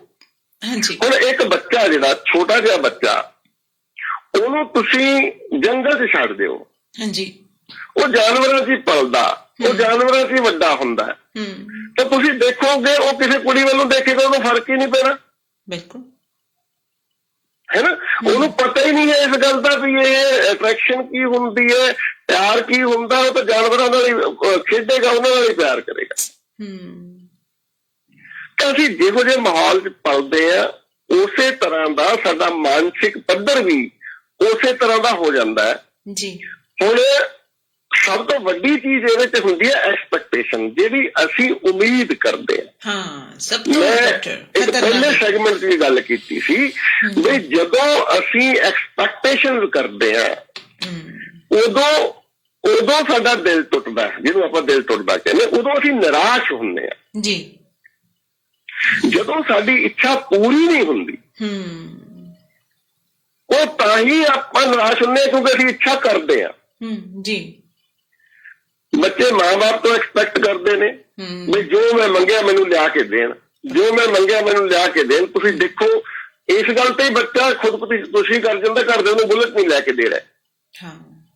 ਸਹੀ ਹੈ ਨਾ, ਉਹਦੀਆਂ ਡਿਮਾਂਡ ਪੂਰੀਆਂ ਨਹੀਂ ਕਰ ਰਹੇ, ਬੱਚਾ ਸੁਸਾਈਡ ਕਰ ਲੈਂਦਾ। ਮਤਲਬ ਉਸ ਬੱਚੇ ਦੀ ਸੋਚ ਮਾਂ ਪਿਓ ਨੇ ਸ਼ੁਰੂ ਤੋਂ ਉਹਨੂੰ ਇਸ ਤਰੀਕੇ ਨਾਲ ਪਾਲਿਆ, ਛੋਟੇ ਹੁੰਦੇ ਹੀ ਉਹਨੇ ਜੋ ਮੰਗਿਆ ਉਹਨੂੰ ਦੇਤਾ, ਜੋ ਮੰਗਿਆ ਉਹਨੂੰ ਦੇਤਾ। ਅੱਜ ਉਹ ਇਹ ਐਕਸਪੈਕਟ ਕਰ ਰਿਹਾ ਕਿ ਜੋ ਮੈਂ ਮੰਗੂਗਾ ਮੈਨੂੰ ਦੇਣਗੇ ਕਰਦੇ ਜੀ। ਪਰ ਜਦੋਂ ਤਾਂ ਉਹ 5-7 ਰੁਪਏ ਦਾ ਖਿਡੌਣਾ ਮੰਗਦਾ ਸੀ, ਘਰ ਦੇ ਲਿਆ ਦਿੰਦੇ ਸੀ। ਅੱਜ ਲੱਖ ਰੁਪਏ ਦਾ ਬੁਲਟ ਮੰਗ ਰਿਹਾ, ਨਹੀਂ ਹਿੰਮਤ ਕਰਦੇ ਜੀ। ਲੇਕਿਨ ਉਸ ਬੱਚੇ ਦਾ ਸੁਭਾਅ ਇਸ ਤਰ੍ਹਾਂ ਦਾ ਬਣ ਗਿਆ ਕਿ ਜੋ ਮੈਂ ਮੰਗਿਆ ਅੱਜ ਤੱਕ ਨਹੀਂ ਲਿਆ ਕੇ ਤਾਂ ਹੁਣ ਕਿਉਂ ਨਹੀਂ ਦੇ ਰਹੇ ਮੈਨੂੰ ਜੀ। ਉਹ ਇਸ ਤੋਂ ਅੱਗੇ ਨਹੀਂ ਸੋਚਦਾ ਜੀ। ਉਹ ਇਸ ਗੱਲ ਤੋਂ ਦੁਖੀ ਹੋ ਜਾਂਦਾ ਹੈ, ਦੇਖੋ ਜੀ ਮੇਰੀ ਡਿਮਾਂਡ ਪੂਰੀ ਨਹੀਂ ਹੋਈ ਤੇ ਮੈਨੂੰ ਮੇਰੇ ਜੀਣ ਦਾ ਕੋਈ ਮਤਲਬ ਨਹੀਂ ਹੈ, ਤੇ ਸੁਸਾਈਡ ਕਰ ਲੈਂਦਾ। ਮਤਲਬ ਤੁਸੀਂ ਦੇਖਿਆ ਹੋਣਾ ਸਾਡੇ ਕਿਸਾਨ, ਕਿੰਨੇ ਕਿਸਾਨਾਂ ਨੇ ਆਤਮ ਹੱਤਿਆਵਾਂ ਕੀਤੀਆਂ ਨੇ। ਇਹਦੇ ਮੁਕਾਬਲੇ 'ਚ ਇੱਕ ਕਿਸਾਨ ਜਦੋਂ ਆਤਮ ਹੱਤਿਆ, ਭਾਵੇਂ ਉਹਦੇ ਤੇ 10 ਲੱਖ ਦਾ ਕਰਜ਼ਾ ਹੈ ਮੰਨ ਲਓ ਜੀ, ਇਹਦੇ ਮੁਕਾਬਲੇ 'ਚ ਇੱਕ ਗਰੀਬ ਪਰਿਵਾਰ ਹੈ ਜਿਹੜਾ 2 ਵਕਤ ਦੀ ਰੋਟੀ ਵੀ ਦਿਹਾੜੀ ਕਰਦਾ, 2 ਵਕਤ ਦੀ ਰੋਟੀ ਵੀ ਮਸੀਂ ਮਤਲਬ ਉਹ ਤੋਂ ਅਰੇਂਜ ਹੁੰਦੀ ਹੈ, ਫਿਰ ਵੀ ਉਹ ਆਤਮ ਹੱਤਿਆ ਨਹੀਂ ਕਰਦਾ ਜੀ। ਹੈਨਾ, ਸਵਾਲ ਉਹਦੀ ਸੋਚ ਤੇ ਖੜਾ ਹੈ। ਉਹ ਬੰਦਾ ਐਕਸਪੈਕਟ ਹੀ ਕਰਦਾ ਮੇਰੀ ਇੱਜ਼ਤ ਹੈ, ਮੇਰਾ ਸਟੇਟਸ ਹੈ, ਮੇਰਾ ਮਤਲਬ ਇੱਕ ਜਿਹੜਾ ਉਹ ਰੁਤਬਾ ਹੈ। ਜਦੋਂ ਬੈਂਕ ਵਾਲੇ ਆ ਕੇ 4 ਗੇੜੇ ਮਾਰ ਰਹੇ ਉਹਨੂੰ ਲੱਗਦਾ ਮੇਰੀ ਤਾਂ ਮਹੱਲੇ 'ਚ ਬੇਇੱਜ਼ਤੀ ਹੋ ਗਈ, ਮੇਰੀ ਤਾਂ ਸ਼ਰੀਕੇ 'ਚ ਇਨਸਲਟ ਹੋ ਰਹੀ ਹੈ। ਉਹ ਉਸ ਇਨਸਲਟ ਨੂੰ ਬਰਦਾਸ਼ਤ ਨਹੀਂ ਕਰਦਾ ਤੇ ਸੁਸਾਈਡ ਕਰ ਲੈਂਦਾ ਜੀ। ਮਤਲਬ ਮਨ ਨੂੰ ਵਿਦਾਊਟ ਐਕਸਪੈਕਟੇਸ਼ਨ ਅਗਰ ਅਸੀਂ ਰਹਿੰਦੇ ਹਾਂ, ਅਸੀਂ ਉਮੀਦਾਂ ਨਹੀਂ ਕਰਦੇ ਬਹੁਤ ਜ਼ਿਆਦਾ। ਅਗਰ ਤੁਹਾਡੇ ਡ੍ਰੀਮ ਹੋਣੇ ਚਾਹੀਦੇ ਆ, ਮੈਂ ਇਹ ਨਹੀਂ ਕਹੂੰਗਾ ਵੀ ਡ੍ਰੀਮ ਨਹੀਂ ਹੋਣੇ ਚਾਹੀਦੇ। ਵਿਦਾਊਟ ਡ੍ਰੀਮ ਜ਼ਿੰਦਗੀ ਬਹੁਤ ਨੀਰਸ ਹੁੰਦੀ ਹੈ, ਬਹੁਤ ਬੋਰਿੰਗ ਹੁੰਦੀ ਹੈ। ਤੁਹਾਡੇ ਸੁਪਨੇ ਹੋਣੇ ਚਾਹੀਦੇ ਆ, ਤੁਹਾਡੀਆਂ ਇੱਛਾਵਾਂ ਹੋਣੀਆਂ ਚਾਹੀਦੀਆਂ, ਉਹਨਾਂ ਨੂੰ ਪੂਰਨ ਕਰਨ ਲਈ ਮਿਹਨਤ ਵੀ ਰੱਜ ਕੇ ਕਰੋ। ਪਰ ਇਹ ਗੱਲ ਸਾਨੂੰ ਸਮਝ ਲੈਣੀ ਚਾਹੀਦੀ ਹੈ ਵੀ ਜੋ ਇੱਛਾ ਮੈਂ ਕੀਤੀ ਹੈ ਇਹ ਜ਼ਰੂਰੀ ਨਹੀਂ ਹੈ ਪੂਰੀ ਹੋਵੇ ਜੀ। ਮੈਂ ਕੋਸ਼ਿਸ਼ ਕਰੂੰਗਾ, I will do my best, ਮੈਂ ਆਪਣਾ ਹਰ ਕੋਸ਼ਿਸ਼ ਕਰੂੰਗਾ। ਚਾਹੇ ਇਹ ਹੁਣ ਤੁਸੀਂ ਪਿਆਰ ਦਾ ਮਾਮਲਾ ਲੈ ਲਓ, ਚਾਹੇ ਵਿਆਹ ਦਾ ਮਾਮਲਾ ਲੈ ਲਓ ਜੀ, ਹੈ ਨਾ। ਮਤਲਬ ਇੱਕ ਲੜਕਾ ਤੇ ਲੜਕੀ ਦੋਨੋਂ ਇੱਕ ਦੂਜੇ ਨੂੰ ਮਤਲਬ ਚਾਹੁੰਦੇ ਨੇ, ਉਹ ਇੱਕ ਦੂਜੇ ਨਾਲ ਪਿਆਰ ਕਰਦੇ ਨੇ। ਪਿਆਰ ਬਹੁਤ ਗੂੜਾ ਹੁੰਦਾ ਤੇ ਉਹ ਇਹ ਉਮੀਦ ਕਰਦੇ ਨੇ ਅਸੀਂ ਸਾਰੀ ਜ਼ਿੰਦਗੀ ਏਦਾਂ ਹੀ ਰਹਿਣਾ। ਹੁਣ ਉੱਥੇ ਸਮਾਜ ਦੇ ਵਿੱਚ ਜਾਤ ਦਾ ਰੌਲਾ ਪੈ ਗਿਆ। ਹਾਂਜੀ, ਉਹਦੀ ਜਾਤ ਵੱਖਰੀ, ਉਹਦੀ ਜਾਤ ਵੱਖਰੀ ਹੈ ਜੀ, ਤੇ ਘਰ ਦੇ ਜਿਹੜੇ ਆ ਉਹ ਤਿਆਰ ਨਹੀਂ ਇਸ ਗੱਲ ਲਈ ਜੀ। ਹੁਣ ਜੇ ਤਾਂ ਉਹ ਦੋਨੋਂ ਬਾਲਗ ਨੇ, ਆਪਣੇ ਪੈਰਾਂ ਤੇ ਖੜੇ ਨੇ, ਹਾਂਜੀ, ਫਿਰ ਉਹ ਘਰ ਦੇ ਤੋਂ ਬਾਹਰ ਹੋ ਕੇ ਵੀ ਅਗਰ ਵਿਆਹ ਕਰਾ ਲੈਂਦੇ ਨੇ ਠੀਕ ਹੈ, ਰਹਿ ਸਕਦੇ ਨੇ, ਕੋਈ ਰੌਲਾ ਨਹੀਂ। ਪਰ ਉਹਨਾਂ ਨੂੰ ਇਸ ਗੱਲ ਸਮਝਣੀ ਪਊਗੀ, ਮੰਨ ਲਓ ਅਸੀਂ ਇਸ ਕਾਬਿਲ ਵੀ ਨਹੀਂ ਹੈ ਕਿ ਅਸੀਂ ਇੰਡੀਪੈਂਡੈਂਟ ਹੋ ਕੇ ਆਪਦਾ ਜ਼ਿੰਦਗੀ ਬਿਤਾ ਸਕੀਏ, ਅਸੀਂ ਨਿਰਭਰ ਵੀ ਘਰਦਿਆਂ ਤੇ ਆ ਤੇ ਕਰਦੇ ਇਸ ਗੱਲ ਲਈ ਤਿਆਰ ਨਹੀਂ ਹੈਗੇ ਕਿ ਅਸੀਂ ਇੰਟਰਕਾਸਟ ਮੈਰਿਜ ਕਰ ਦਈਏ, ਤਾਂ ਫਿਰ ਉੱਥੇ ਮਨ ਨੂੰ ਇਹ ਗੱਲ ਸਮਝਾਉਣੀ ਪਊਗੀ ਵੀ ਠੀਕ ਹੈ, ਹਾਲਾਤ ਇਹੋ ਜਿਹੇ ਨਹੀਂ ਹੈਗੇ ਕਿ ਮੇਰੀ ਇੱਛਾ ਪੂਰੀ ਹੋ ਸਕੇ। ਠੀਕ ਹੈ, ਕੋਸ਼ਿਸ਼ ਕਰੋ। ਮਤਲਬ ਸਭ ਤੋਂ ਪਹਿਲੀ ਗੱਲ ਹੁੰਦੀ ਹੈ ਹਾਲਾਤ ਨੂੰ ਆਪਣੇ ਮੁਤਾਬਕ ਢਾਲਣ ਦੀ ਕੋਸ਼ਿਸ਼ ਕਰਨਾ, ਸੀਰੀਅਸ ਐਫਰਟ ਕਰਨਾ। ਕੋਸ਼ਿਸ਼ ਵੀ ਅਲੱਗ-ਅਲੱਗ ਤਰ੍ਹਾਂ ਦੀ ਹੁੰਦੀ ਹੈ ਨਾ। ਇੱਕ ਕੋਸ਼ਿਸ਼ ਉਹ ਲੂਮੜੀ ਕਰਦੀ ਹੈ ਜਿਹੜੀ 4 ਵਾਰ ਅੰਗੂਰ ਤੋੜਨ ਦੀ ਕੋਸ਼ਿਸ਼ ਕਰਦੀ ਹੈ, ਨਹੀਂ ਟੁੱਟਦੇ, ਕਹਿੰਦੀ ਮੈਂ ਨਹੀਂ ਖਾਣੇ ਖੱਟੇ ਆ ਜੀ। ਇੱਕ ਕੋਸ਼ਿਸ਼ ਉਹ ਕਾਂ ਕਰਦਾ ਜੀ, ਹੈ ਨਾ, ਉਹ ਕਰਦਾ ਹੀ ਰਹਿੰਦਾ, ਰੋੜੇ ਛਿੜਦਾ ਹੀ ਰਹਿੰਦਾ ਘੜੇ ਚ ਜਦ ਤੱਕ ਪਾਣੀ ਉਹਨੂੰ ਮਿਲ ਨਹੀਂ ਜਾਂਦਾ ਜੀ। ਉਹ ਦੋਨੋਂ ਕੋਸ਼ਿਸ਼ਾਂ ਦੇ ਵਿੱਚ ਫਰਕ ਹੈ। ਜੀ ਜੀ ਜੀ। ਇੱਕ ਲੋਮੜੀ ਇੱਛਾ ਤਾਂ ਉਹਦੀ ਹੈਗੀ ਮੈਂ ਅੰਗੂਰ ਖਾਵਾਂ, ਭੁੱਖ ਵੀ ਲੱਗੀ ਹੋਈ ਹੈ, ਪਰ ਉਹ ਜਿਹੜੀ ਉਹਦੀ ਐਫਰਟ ਹੈ ਉਹ ਇਮਾਨਦਾਰ ਨਹੀਂ ਹੈ। ਉਹ 2-4 ਕੋਸ਼ਿਸ਼ਾਂ ਕਰਦੀ ਹੈ, ਛੱਡ ਕੇ ਚਲੀ ਜਾਂਦੀ, ਭੁੱਖੀ ਰਹਿ ਲੈਂਦੀ ਹੈ। ਲੇਕਿਨ ਕਾਂ ਜਿਹੜਾ ਤੱਕ ਲੈਂਦਾ ਕਿ ਮੈਂ ਤਾਂ ਪਾਣੀ ਪੀਣਾ ਹੀ ਪੀਣਾ ਹੈ, ਚਾਹੇ ਮੈਨੂੰ ਕਿੰਨੀ ਵੀ ਐਫਰਟ ਕਰਨੀ ਪਵੇ, ਮੈਂ ਆਪਣੀ ਇਸ ਇੱਛਾ ਨੂੰ ਪੂਰਤ ਕਰਨਾ, ਆਪਣੀ ਇੱਛਾ ਦੀ ਪੂਰਤੀ ਕਰਨੀ ਹੈ। ਉਹਦੇ ਲਈ ਉਹ ਸਖਤ ਮਿਹਨਤ ਕਰਦਾ ਹੈ, ਲਗਾਤਾਰ ਰੋੜੇ ਸਿੱਟਦਾ ਰਹਿੰਦਾ। ਜਦੋਂ ਪਾਣੀ ਉਹਨੂੰ ਮਿਲ ਜਾਂਦਾ ਫਿਰ ਜਾ ਕੇ ਉਹ ਸੰਤੁਸ਼ਟ ਹੁੰਦਾ। ਮਤਲਬ ਇੱਛਾਵਾਂ ਹੋਣੀਆਂ ਚਾਹੀਦੀਆਂ ਨੇ, ਡ੍ਰੀਮ ਹੋਣੇ ਚਾਹੀਦੇ ਨੇ, ਉਹਨਾਂ ਨੂੰ ਪੂਰੇ ਕਰਨ ਲਈ ਸੀਰੀਅਸ ਐਫਰਟ ਹੋਣੀਆਂ ਚਾਹੀਦੀਆਂ ਨੇ। ਪਰ ਨਾਲ ਦੀ ਨਾਲ ਇਹ ਸੋਚ ਮਨ ਦੇ ਵਿੱਚ ਜ਼ਰੂਰ ਹੋਣੀ ਚਾਹੀਦੀ ਹੈ ਕਿ ਮੇਰੀ ਇਹ ਇੱਛਾ ਸੀ, ਇਹ ਚੰਗੀ ਸੀ, ਮੈਂ ਇਹਨੂੰ ਪੂਰੀ ਕਰਨ ਲਈ ਪੂਰੀ ਮਿਹਨਤ ਕੀਤੀ ਜੀ ਜਾਨ ਨਾਲ, ਫਿਰ ਵੀ ਅਗਰ ਪੂਰੀ ਨਹੀਂ ਹੋਈ ਕੋਈ ਗੱਲ ਨਹੀਂ, ਆਪਾਂ ਫਿਰ ਕੋਸ਼ਿਸ਼ ਕਰਾਂਗੇ। ਬਜਾਏ ਇਹਦੇ ਵੀ ਆਪਾਂ ਉੱਥੇ ਨਿਰਾਸ਼ ਹੋ ਕੇ ਉਹਨੂੰ ਛੱਡ ਦਈਏ ਜਾਂ ਕੋਈ ਆਤਮ ਹੱਤਿਆ ਵਰਗਾ ਜਾਂ ਕੋਈ ਹੋਰ ਬਿਮਾਰ ਹੋ ਕੇ ਬਹਿ ਜਾਈਏ, ਮਾਨਸਿਕ ਰੋਗੀ ਬਣ ਕੇ ਬਹਿ ਜਾਈਏ, ਉਹਦੀ ਬਜਾਏ ਟਰਾਈ ਅਗੇਨ ਜਿਹੜਾ ਨਾ, ਮਤਲਬ ਤੁਸੀਂ ਇਹ ਦੇਖੋਗੇ ਕਿ ਇਹ ਜਿਹੜਾ ਪਿਆਰ ਦਾ ਮਾਮਲਾ ਜਾਂ ਹੋਰ ਅੱਜ ਸਾਡੀ ਜਿਹੜੀ ਜਨਰੇਸ਼ਨ ਹੈ ਇਹਦੇ ਚ ਫਸੀ ਹੋਈ ਹੈ ਕਿਉਂਕਿ ਸਹੀ ਗਾਈਡਲਾਈਨ ਨਹੀਂ ਹੈ। ਮਾਂ ਬਾਪ ਨੂੰ ਇਹਨਾਂ ਚੀਜ਼ਾਂ ਦੀ ਜੀ, ਇਹ ਤੇ ਮਾਫ ਕਰਨਾ, ਮੈਂ ਤੁਹਾਨੂੰ ਇੱਥੇ ਥੋੜਾ ਜਿਹਾ ਮੈਂ ਵਕਫੇ ਦੇ ਲਈ ਰੋਕਾਂਗੀ ਕਿਉਂਕਿ ਜਿਹੜਾ ਤੁਸੀਂ ਕਿ ਸ਼ਬਦ ਬੋਲਤਾ ਨਾ ਕਿ ਟਰਾਈ ਅਗੇਨ, ਇੱਥੇ ਥੋੜਾ ਜਿਹਾ ਇਉਂ ਦੇਖਿਓ ਵੀ ਇੱਥੇ ਦਿਲਾਂ ਦੇ ਮਰੀਜ਼ ਬੈਠੇ ਆ ਬਾਬਿਓ, ਇੱਥੇ ਟਰਾਈ ਅਗੇਨ ਹੋ ਜਾਊਗਾ ਫਿਰ, ਸਮਝ ਗਏ? ਕੋਈ ਗੱਲ ਨਹੀਂ, ਕੀ ਹੈ ਦੇਖੋ ਗੱਲ ਪਤਾ ਕੀ ਆ, ਜਦੋਂ ਤੁਹਾਡੀ ਇੱਛਾ ਮਤਲਬ ਇੱਕ ਲੜਕਾ ਇੱਕ ਲੜਕੀ ਆ, ਉਹ ਚਾਹੁੰਦੇ ਨੇ ਅਸੀਂ ਇਕੱਠੇ ਰਹਿਣਾ, ਅਸੀਂ ਸਾਡੀ ਜੀਵਨ ਭਰ ਸਾਥ ਰਹੇ। ਹੁਣ ਜੇ ਉਹ ਨਹੀਂ ਰਿਹਾ, ਮੰਨ ਲਓ ਕਿਸੇ ਕਾਰਨ ਉਹ ਗੱਲ ਨਹੀਂ ਪੂਰੀ ਹੋਈ, ਤਾਂ ਕੀ ਜ਼ਿੰਦਗੀ ਉੱਥੇ ਖਤਮ ਹੋ ਗਈ? ਜੀਵਨ ਤਾਂ ਪਿਆ ਨਾ। ਤੁਹਾਡੇ ਬਾਕੀ ਸਾਰੇ ਰਿਸ਼ਤੇ ਨੇ ਜਿਹੜੇ ਉਹ ਐਜ਼ ਇਟ ਇਜ਼ ਪਏ ਨੇ, ਤੁਹਾਡੇ ਮਾਂ ਬਾਪ ਨੇ, ਤੁਹਾਡੇ ਭੈਣ ਭਰਾ ਨੇ, ਤੁਹਾਡੇ ਮਿੱਤਰ ਦੋਸਤ ਨੇ। ਕੇਵਲ ਇੱਕ ਰਿਸ਼ਤੇ ਦੇ ਲਈ ਤੁਸੀਂ ਕੋਈ ਬੰਦਾ ਆਤਮ ਹੱਤਿਆ ਕਰ ਲਵੇ, ਮੇਰਾ ਆਹ ਰਿਸ਼ਤਾ ਨਿਭਿਆ ਨਹੀਂ ਇਸ ਕਰਕੇ ਮੈਂ ਤਾਂ ਚੱਲਿਆ ਦੁਨੀਆ ਤੋਂ, ਜਾਂ ਮੈਂ ਤਾਂ ਰੋਗੀ ਬਣ ਕੇ ਬਹਿ ਗਿਆ। ਮਤਲਬ ਉਹ ਮਾਂ ਜਿਹਨੇ ਤੁਹਾਨੂੰ ਜਨਮ ਦਿੱਤਾ, ਜਿਹਨੇ ਤੁਹਾਨੂੰ ਪਾਲਿਆ, ਜਿਹਨੇ ਹਰ ਚੀਜ਼ ਦਾ ਤੁਹਾਡਾ ਧਿਆਨ ਰੱਖਿਆ, ਤੁਹਾਡੀ ਹਰ ਲੋੜ ਨੂੰ ਪੂਰਾ ਕੀਤਾ, ਆਪ ਭੁੱਖੀ ਰਹੀ, ਤੁਹਾਡੇ ਮੂੰਹ 'ਚ ਖਾਣਾ ਪਾਇਆ, ਆਪ ਗਿੱਲੇ ਥਾਂ ਤੇ ਸੌਈ, ਤੁਹਾਨੂੰ ਸੁੱਕੇ ਥਾਂ ਤੇ ਸੁਲਾਇਆ, ਉਸ ਮਾਂ ਨਾਲ ਤਾਂ ਤੁਹਾਨੂੰ ਕੋਈ ਮਤਲਬ ਲੈਣਾ ਦੇਣਾ ਨਹੀਂ। ਇਹਦਾ ਮਤਲਬ ਇੱਕ ਕੁੜੀ ਜਿਹੜੀ 10 ਦਿਨ ਪਹਿਲਾਂ ਤੁਹਾਡੀ ਜ਼ਿੰਦਗੀ ਚਾਹੀਏ, ਜੇ ਉਹ ਨਾ ਮਿਲੀ ਤਾਂ ਮੈਂ ਮਰ ਜਾਣਾ। ਇੱਕ ਚੀਜ਼ ਮੈਂ ਸੁਣੀ ਸੀ ਕਿਤੋਂ, ਕਿਉਂਕਿ ਅਕਸਰ ਹੀ ਆਪਾਂ ਸੋਸ਼ਲ ਮੀਡੀਆ ਤੇ ਕੁਝ ਨਾ ਕੁਝ ਸੁਣਦੇ ਰਹਿੰਦੇ ਹੈਗੇ, ਤਾਂ ਇੱਕ ਚੀਜ਼ ਮੈਂ ਸੁਣੀ ਸੀ ਜੀ ਕਿ ਉਹ ਬਸ਼ਰਤੇ ਉਹਨਾਂ ਲੋਕਾਂ ਦੇ ਲਈ ਦੁਖੇ ਹੋਈ ਹੈ ਜੋ ਛੱਡ ਗਏ ਨੇ, ਜਾਂ ਜਿਨ੍ਹਾਂ ਨੇ ਸਾਨੂੰ ਆਪਣੇ ਕਾਬਿਲ ਨਹੀਂ ਸਮਝਿਆ। ਇਹ ਸਤਰਾ ਕੁਝ ਉਹਨਾਂ ਲੋਕਾਂ ਦੇ ਲਈ ਹੈ ਜੋ ਅਕਸਰ ਹੀ ਕਹਿ ਦਿੰਦੇ ਜੀ ਸ਼ਾਇਦ ਮੈਂ ਉਸਦੇ ਮੇਚ ਦਾ ਨਹੀਂ ਸੀ, ਜਾਂ ਮੇਚ ਦੀ ਨਹੀਂ ਸੀ, ਸ਼ਾਇਦ ਮੈਂ ਉਹਦੇ ਕਾਬਿਲ ਨਹੀਂ ਸੀ, ਜਾਂ ਫਿਰ ਮੇਰੇ 'ਚ ਥੋੜੀ ਜਿਹੀ ਕਮੀ ਪੇਸ਼ੀ ਸੀ, ਉਹਦੇ 'ਚ ਬਹੁਤ ਸੀ, ਜਾਂ ਕੁਝ ਵੀ ਸੀ। ਮਤਲਬ ਏਦਾਂ ਦੇ ਸਿੰਪਟਮ ਜਦੋਂ ਆਉਂਦੇ ਆ ਤੇ ਅਕਸਰ ਇਹ ਦੁਖੀ ਕਰ ਜਾਂਦੇ ਆ ਕਿ ਹਾਂਜੀ ਮੈਂ ਬਹੁਤ ਸੈਡ ਹਾਂ ਜੀ, ਬਸ ਹੁਣ ਤਾਂ ਦੁਨੀਆ ਖਤਮ। ਪਰ ਕਈ ਵਾਰੀ ਨਾ ਆਪਾਂ ਇਉਂ ਵੀ ਦੇਖੀਏ ਕਿ ਠੀਕ ਹੈ 50 ਜਣੇ ਅੱਜ ਤੁਹਾਡੇ ਨਾਲ ਨਹੀਂ ਹੈਗੇ, ਇੱਕ ਸਦਮਾ ਹੈ, ਚਾਹੇ ਦਿਲ ਨੂੰ ਤਾਂ ਆਪਾਂ ਹੁਣ ਦੇਣਾ ਹੀ ਦੋਸ਼ ਨਹੀਂ, ਕਿਉਂਕਿ ਇਹ ਤਾਂ ਅੱਜ ਬਾਜਿਤ ਬਰੀ ਹੋ ਚੁੱਕਿਆ, ਇਹ ਤਾਂ ਹੁਣ ਆਪਣਾ ਸੁਰਖਰੂ ਜ਼ਿੰਦਗੀ ਜਿਊਗਾ ਵਿਚਾਰਾ।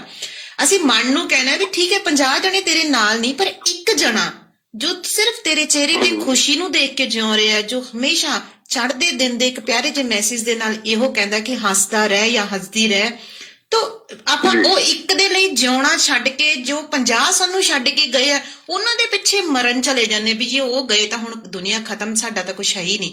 ਦੂਜੇ ਪਾਸੇ ਅਸੀਂ ਇਸੇ ਦੁਨੀਆ ਦੇ ਵਿੱਚ ਰਹਿੰਦੇ ਹਾਂ, ਸਾਨੂੰ ਵੀ ਪਤਾ ਹੈ ਕਿ ਇਕੱਲਾ ਰਹਿਣਾ ਇੱਕ ਬਰੇਵਪਨ ਦੀ ਨਿਸ਼ਾਨੀ ਹੈ, ਇੱਕ ਜਿਵੇਂ ਕਹਿੰਦੀ ਕਿ ਪੂਰਾ ਜਿਹੜਾ ਹਾਰਡ ਦਿਲ ਹੈ ਜਾਂ ਹਾਰਡ ਮਾਈਂਡ ਆ ਉਹੀ ਇਸ ਜ਼ਿੰਦਗੀ ਦੇ ਵਿੱਚ ਸਫ਼ਰ ਕਰ ਸਕਦਾ ਹੈ ਇਕੱਲਾ ਹੋ ਕੇ। ਪਰ ਮੈਨੂੰ ਲੱਗਦਾ ਉਹ ਇਕੱਲਾ ਨਹੀਂ ਹੁੰਦਾ, ਉਹ ਕਿਤੇ ਨਾ ਕਿਤੇ ਆਪਣਾ ਜਿਹੜੀ ਜਿਵੇਂ ਕਹਿੰਦੇ ਕਿ ਉਹਨੂੰ ਭਾਲਣ ਸ਼ਕਤੀ, ਜਿਵੇਂ ਮੈਂ ਤੁਹਾਨੂੰ ਹੁਣ ਟਰਾਈ ਅਗੇਨ ਕਿਹਾ ਸੀ, ਮੈਂ ਕਿਹਾ ਜੇ ਇੱਥੇ ਬਾਬਿਆਂ ਨੂੰ ਕਹੇ ਤਾਂ ਟਰਾਈ ਅਗੇਨ ਕੁਝ ਹੋਰ ਅਗੇਨ ਹੋ ਜਾਣਗੇ, ਤਾਂ ਮੈਨੂੰ ਲੱਗਦਾ ਆਪਾਂ ਉਹ ਅਗੇਨ ਛੱਡ ਦਿੰਦੇ ਆ।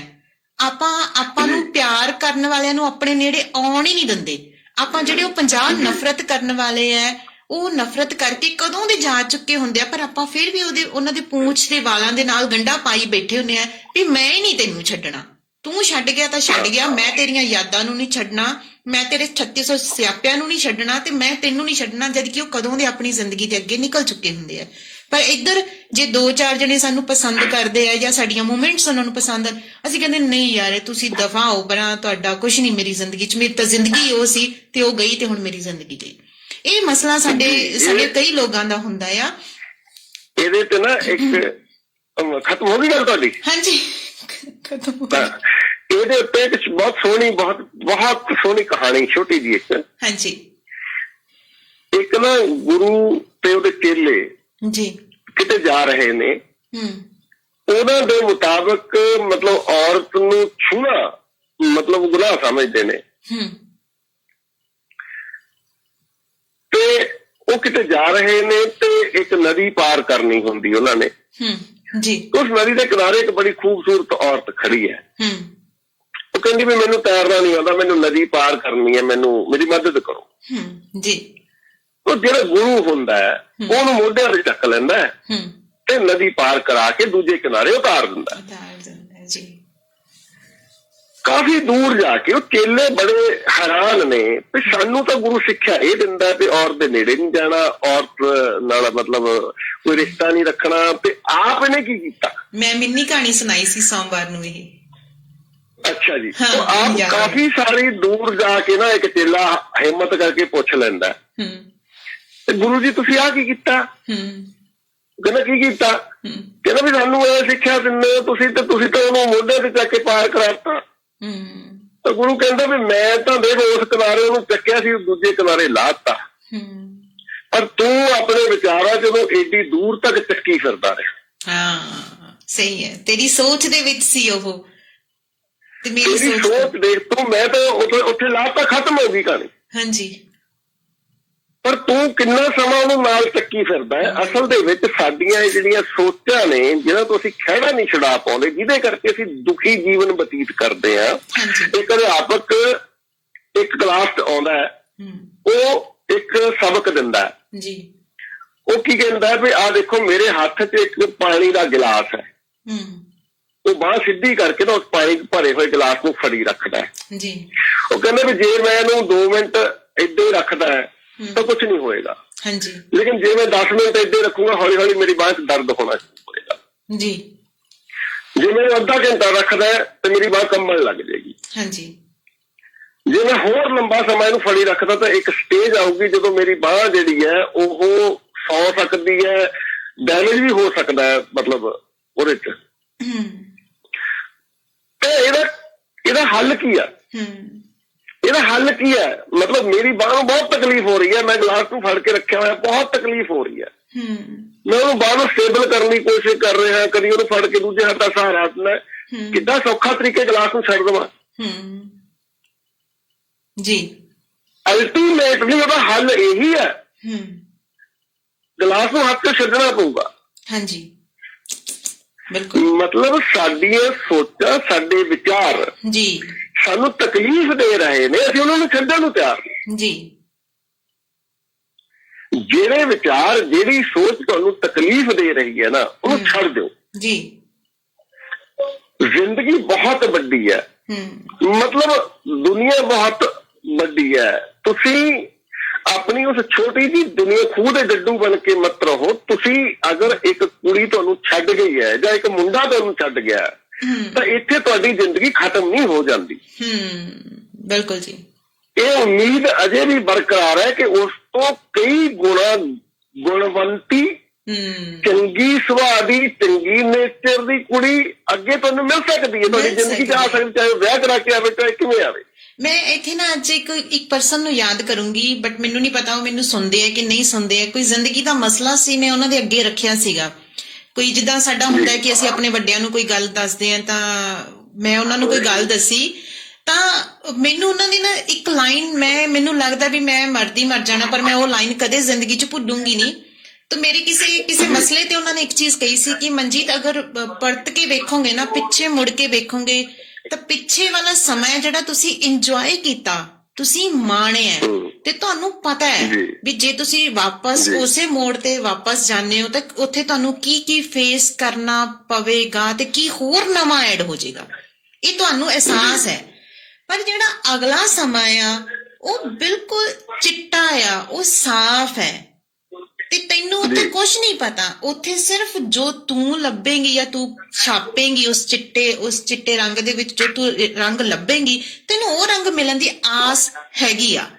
ਪਰ ਪਿੱਛੇ ਜੋ ਹਨੇਰਾ ਅਸੀਂ ਜ਼ਿੰਦਗੀ ਦੇ ਵਿੱਚ ਹੰਢਾ ਆਉਨੇ ਆ, ਸਾਨੂੰ ਪਤਾ ਹੁੰਦਾ ਵੀ ਆਖਰ ਨੂੰ ਅਸੀਂ ਉਹੀ ਹਨੇਰੇ ਕਮਰੇ 'ਚ ਜਾਵਾਂਗੇ ਤਾਂ ਉਵੇਂ ਹੀ ਸਾਨੂੰ ਠੋਕਰਾਂ ਵੀ ਪੈਣਗੀਆਂ, ਉਹੀ ਚੀਜ਼ ਪ੍ਰੋਸੈਸ ਸਾਨੂੰ ਕੰਟੀਨਿਊ ਮਿਲੂਗੀ।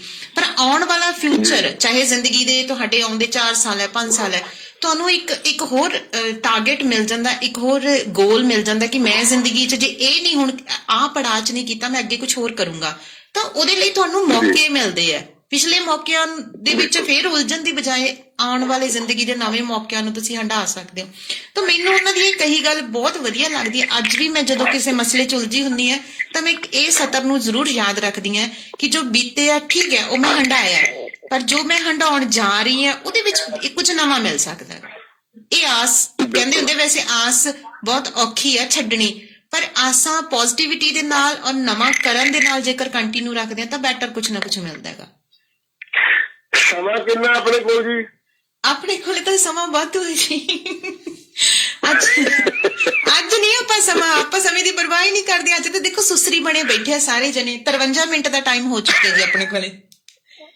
ਇੱਕ ਵਾਰ ਕਾਲ ਕੱਟੇਗੀ ਫਿਰ, ਹੈ ਨਾ? ਹਾਂਜੀ, 7 ਮਿੰਟ ਬਾਅਦ ਆਪਣੀ ਕਾਲ ਕੱਟੇਗੀ, ਫਿਰ ਉਸ ਤੋਂ ਬਾਅਦ ਵਾਪਸ ਆਏਗੀ।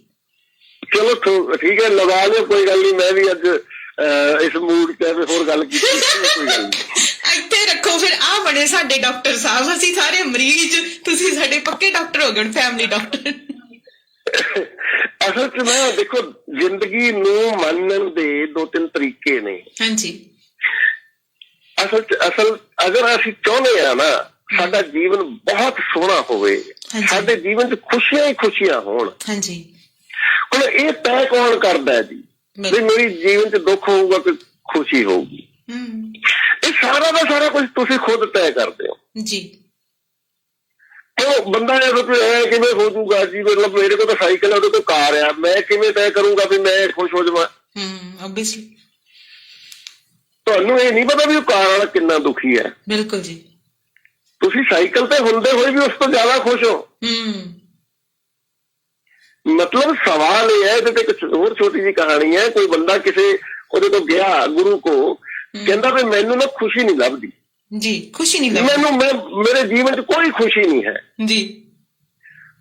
ਉਹ ਕਹਿੰਦੇ ਵੀ ਇਹ ਗੱਲ ਪਿਆ ਸਾਹਮਣੇ ਨਾ ਫੁੱਲਾਂ ਦੀ ਕਿਆਰੀ ਆ, ਉਹਦੇ ਨਾਲ ਨਾਲ ਤੁਰਿਆ ਜਾ, ਜਿਹੜਾ ਸਭ ਤੋਂ ਸੋਹਣਾ ਫੁੱਲ ਤੋੜ ਕੇ ਲਿਆ। ਅੱਛਾ। ਲੇਕਿਨ ਪਿੱਛੇ ਨਹੀਂ ਮੁੜਨਾ। ਠੀਕ ਹੈ। ਪਿੱਛੇ ਮੁੜ ਕੇ ਨਹੀਂ ਤੋੜਨਾ। ਉਹ ਬੰਦਾ ਤੁਰਿਆ ਜਾਂਦਾ, ਬੜੇ ਸੋਹਣੇ ਬੜੇ ਖੂਬਸੂਰਤ ਰੰਗ ਬਰੰਗੇ ਫੁੱਲ ਨੇ, ਲੇਕਿਨ ਉਹ ਤੁਰਿਆ ਜਾਂਦਾ ਵੀ ਹੋਰ ਅੱਗੇ ਸੋਹਣਾ ਹੋ, ਅੱਗੇ ਸੋਹਣਾ, ਐਂਡ 'ਚ ਜਾ ਕੇ ਮੁਰਝਾਏ ਹੋਏ ਫੁੱਲ ਰਹਿ ਜਾਂਦੇ ਨੇ। ਅੱਛਾ, ਠੀਕ ਹੈ। ਅੱਛਾ, ਹੁਣ ਹਦਾਇਤ ਵੀ ਪਿੱਛੇ ਮੁੜ ਕੇ ਨਹੀਂ ਤੋੜਦਾ, ਤਾਂ ਮੁਰਝਾਇਆ ਹੋਇਆ ਫੁੱਲ ਤੋੜ ਕੇ ਲੈ ਆਉਂਦਾ ਗੁਰੂ ਕੋਲ। ਉਹ ਕਹਿੰਦਾ ਵੀ ਤੂੰ ਦੇਖ ਹੁਣ ਕੀ ਸਭ ਤੋਂ ਸੋਹਣਾ ਫੁੱਲ ਹੈ ਇਹ ਜਿਹੜਾ ਤੂੰ ਤੋੜ ਕੇ ਲਿਆਇਆ। ਉਹ ਕਹਿੰਦਾ ਨਹੀਂ, ਹਾਂਜੀ, ਇਸ ਤੋਂ ਤਾਂ ਕਈ ਗੁਣੇ ਸੋਹਣੇ ਫੁੱਲ ਸੀਗੇ, ਲੇਕਿਨ ਮੈਂ ਇਸ ਉਮੀਦ ਨਾਲ ਤੁਰਿਆ ਗਿਆ ਵੀ ਹੋਰ ਸੋਹਣਾ ਹੋਊਗਾ। ਕਹਿੰਦਾ ਆਹੀ ਚੀਜ਼ ਹੈ, ਅਸੀਂ ਜੀਵਨ ਦੇ ਵਿੱਚ ਵੱਡੀਆਂ ਖੁਸ਼ੀਆਂ ਲੱਭਣ ਦੀ ਕੋਸ਼ਿਸ਼ ਦੇ ਵਿੱਚ ਛੋਟੀਆਂ ਛੋਟੀਆਂ ਖੁਸ਼ੀਆਂ ਨੂੰ ਮਾਣਦੇ ਹੀ ਨਹੀਂ। ਸਹੀ ਗੱਲ ਹੈ ਜੀ, ਬਿਲਕੁਲ। ਅਸੀਂ ਛੋਟੀਆਂ ਖੁਸ਼ੀਆਂ ਨੂੰ ਇੰਜੋਏ ਨਹੀਂ ਕਰਦੇ, ਇਸ ਗੱਲ ਲਈ ਦੁਖੀ ਰਹਿੰਦੇ ਕਿ ਮੈਨੂੰ ਵੱਡੀ ਖੁਸ਼ੀ ਨਹੀਂ ਮਿਲੀ। ਹਾਂਜੀ। ਇਸ ਕਰਕੇ ਹਰ ਛੋਟੀ ਤੋਂ ਛੋਟੀ ਚੀਜ਼ ਨੂੰ ਇੰਜੋਏ ਕਰੋ। ਅੱਜ ਮੈਂ ਤੁਹਾਨੂੰ ਇੱਕ ਛੋਟੀ ਜਿਹੀ ਗੱਲ ਦੱਸਦਾ ਜੀ। ਮੇਰੇ ਮਨ 'ਚ ਨਾ ਇੱਕ ਵਿਚਾਰ ਆਇਆ, ਮੈਂ ਸੈਰ ਤੇ ਆਪਣੇ ਦੋਸਤ ਨਾਲ ਗੱਲ ਕਰ ਰਿਹਾ ਸੀ। ਮੈਂ ਕਿਹਾ ਯਾਰ ਦੇਖੋ ਆਪਾਂ ਦੂਰ ਦੇ ਹੁੰਦੇ ਜਾ ਰਹੇ ਹਾਂ ਲੋਕਾਂ ਨਾਲ। ਮੈਂ ਨਾ ਮੇਰੇ ਮਨ 'ਚ ਵਿਚਾਰ ਆਇਆ ਵੀ ਮੈਂ ਇੱਕ ਮੈਸੇਜ ਪਾ ਦੇਣਾ ਸੋਸ਼ਲ ਮੀਡੀਆ ਤੇ ਵੀ ਮੈਨੂੰ ਡਾਕਟਰ ਨੇ ਕਿਹਾ ਕਿ ਤੇਰੇ ਕੋਲ 2 ਦਿਨ ਹੀ ਹੈ। ਅੱਛਾ, ਓ ਮਾਈ ਗॉड। ਵੀ ਜਿਹਨੇ ਆ ਕੇ ਮਿਲਣਾ ਮਿਲ ਲਓ ਭਾਈ, ਇਹ ਟਾਈਮ ਹੈ ਤੇ ਇੰਨੇ ਵਜੇ ਇੱਥੇ ਮੈਂ 2 ਘੰਟੇ ਅਵੇਲੇਬਲ ਆ, ਤੇ ਤੁਸੀਂ ਜਿਹਨੇ ਮੈਨੂੰ ਮਿਲਣਾ ਚਾਹੁੰਦੇ ਆ ਕੇ ਮਿਲ ਜਾਓ ਜੀ।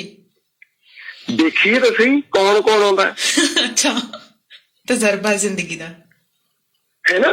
ਦੇਖੀਏ ਤਾਂ ਸਹੀ ਕਿੰਨੇ ਲੋਕ ਅਸਲੀ ਮਤਲਬ ਚਾਹੁੰਦੇ ਨੇ ਵੀ ਆਖਰੀ ਸਮੇਂ ਯਾਰ ਬੰਦੇ ਨੂੰ ਮਿਲੇਗੀ, ਇੱਕ ਫਨ ਹੋ ਜਾਏਗਾ, ਇਕੱਠੇ ਹੋਵਾਂਗੇ, ਮੀਟਿੰਗ ਕਰ ਲਾਂਗੇ, ਗੱਲਾਂ ਬਾਤਾਂ ਕਰ ਲਾਂਗੇ, ਹੈ ਨਾ। ਇੱਕ ਬਹਾਨੇ ਨਾਲ ਉਹ ਲੋਕ ਜਿਹੜੇ ਮਤਲਬ 10-10 ਸਾਲ ਤੋਂ ਨਹੀਂ ਮਿਲੇ, ਹੋ ਸਕਦਾ ਇਸ ਕਰਕੇ ਮਿਲ ਲੈਣ। ਉਹ ਕਿਆ ਸੋਚ ਹੈ ਜੀ ਤੁਸੀਂ, ਮਤਲਬ ਅਸੀਂ ਨਾ ਜੀਵਨ ਦਾ ਜਿਹੜਾ ਰਾਜ ਹੈ ਉਹ ਇਸ ਗੱਲ 'ਚ ਛੁਪਿਆ ਹੋਇਆ ਵੀ ਅਸੀਂ ਚੀਜ਼ਾਂ ਨੂੰ ਕਿਸ ਨਜ਼ਰੀਏ ਨਾਲ ਦੇਖਦੇ ਜੀ।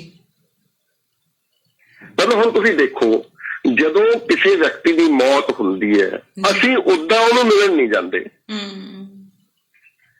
ਸਾਡੇ ਕੋਲ ਟਾਈਮ ਨਹੀਂ, ਆਪਾਂ ਮਿਲਣ ਨਹੀਂ ਜਾਂਦੇ। ਜਦੋਂ ਸਾਨੂੰ ਪਤਾ ਲੱਗਦਾ ਯਾਰ ਉਹਦੀ ਮੌਤ ਹੋ ਗਈ, ਅਸੀਂ ਸਾਰੇ ਕੰਮ ਛੱਡ ਕੇ ਸੰਸਕਾਰ ਤੇ ਚਲੇ ਜਾਂਦੇ ਹਾਂ ਜੀ। ਬਿਲਕੁਲ, ਜਿੰਨੇ ਮਰਜ਼ੀ ਜ਼ਰੂਰੀ ਕੰਮ ਹੁੰਦੇ ਨੇ ਉੱਥੇ ਜਾਣ ਲਈ ਫਿਰ ਸਮਾਂ ਨਿਕਲ ਆਉਂਦਾ ਸਾਡੇ ਕੋਲ ਜੀ। ਵੀ ਕਿਉਂ ਅਸੀਂ ਮਰੇ ਤੇ ਕਿਉਂ ਜਾਈਏ, ਕਿਉਂ ਨਹੀਂ ਆਪਾਂ ਜਿੰਦੇ ਜਿੰਦੇ ਉਹਨੂੰ ਮਿਲ ਕੇ ਆਉਂਦੇ ਜੀ। ਕੱਲ ਨਾ ਮੈਂ ਇੱਕ ਸੋਸ਼ਲ ਮੀਡੀਆ ਤੇ ਜਸਵਿੰਦਰ ਭੱਲੇ ਦੀ ਇੱਕ ਉਹਨੇ ਕਵਿਤਾ ਪਾਈ ਹੋਈ ਸੀ ਜੀ। ਉਹਦੇ ਕਿਸੇ ਮਿੱਤਰ ਨੇ ਕਵਿਤਾ ਲਿਖੀ ਸੀ, ਉਹ ਕਹਿੰਦਾ ਵੀ ਮਾਂ ਤੂੰ ਫਿਰ ਬਿਮਾਰ ਕਦੋਂ ਹੋਏਗੀ।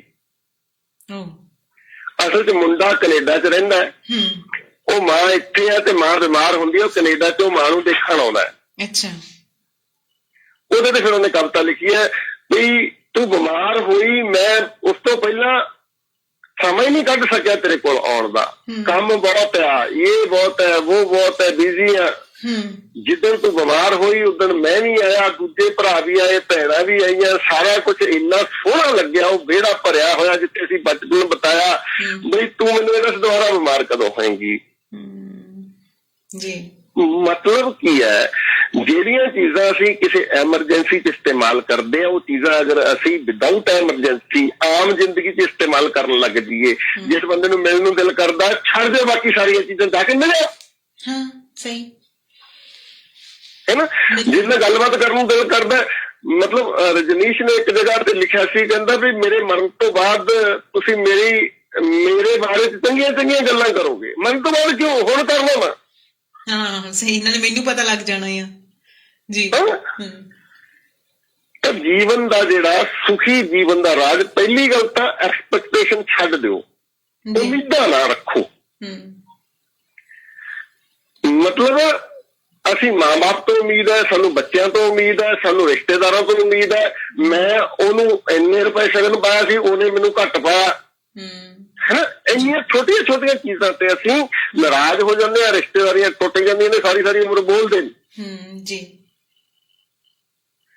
ਮਤਲਬ ਜਦੋਂ ਉਮੀਦ ਰੱਖੇ ਤੋਂ ਬਿਨਾਂ ਤੁਸੀਂ ਕੁਝ ਕਰੋਗੇ ਨਾ, ਤੁਸੀਂ ਅਗਰ ਕਿਸੇ ਬੰਦੇ ਨੂੰ ਮਦਦ ਕਰ ਰਹੇ ਹੋ ਜੀ 500,000 ਰੁਪਏ ਦੀ, ਤਾਂ ਇਹ ਉਮੀਦ ਰੱਖੋਗੇ ਜਦੋਂ ਮੈਨੂੰ ਲੋੜ ਪਊ ਇਹ ਵੀ ਕਰੂਗਾ ਮੇਰੀ ਮਦਦ। ਜੇ ਇਸ ਉਮੀਦ ਨਾਲ ਕਰ ਰਹੇ ਹੋ ਨਾ ਤਾਂ ਮਤ ਕਰੋ, ਰਹਿਣ ਦੋ ਜੀ, ਕਿਉਂਕਿ ਉਹਨੇ ਕਰਨੀ ਨਹੀਂ, ਪਤਾ ਨਹੀਂ ਉਹ ਕਰੇਗਾ।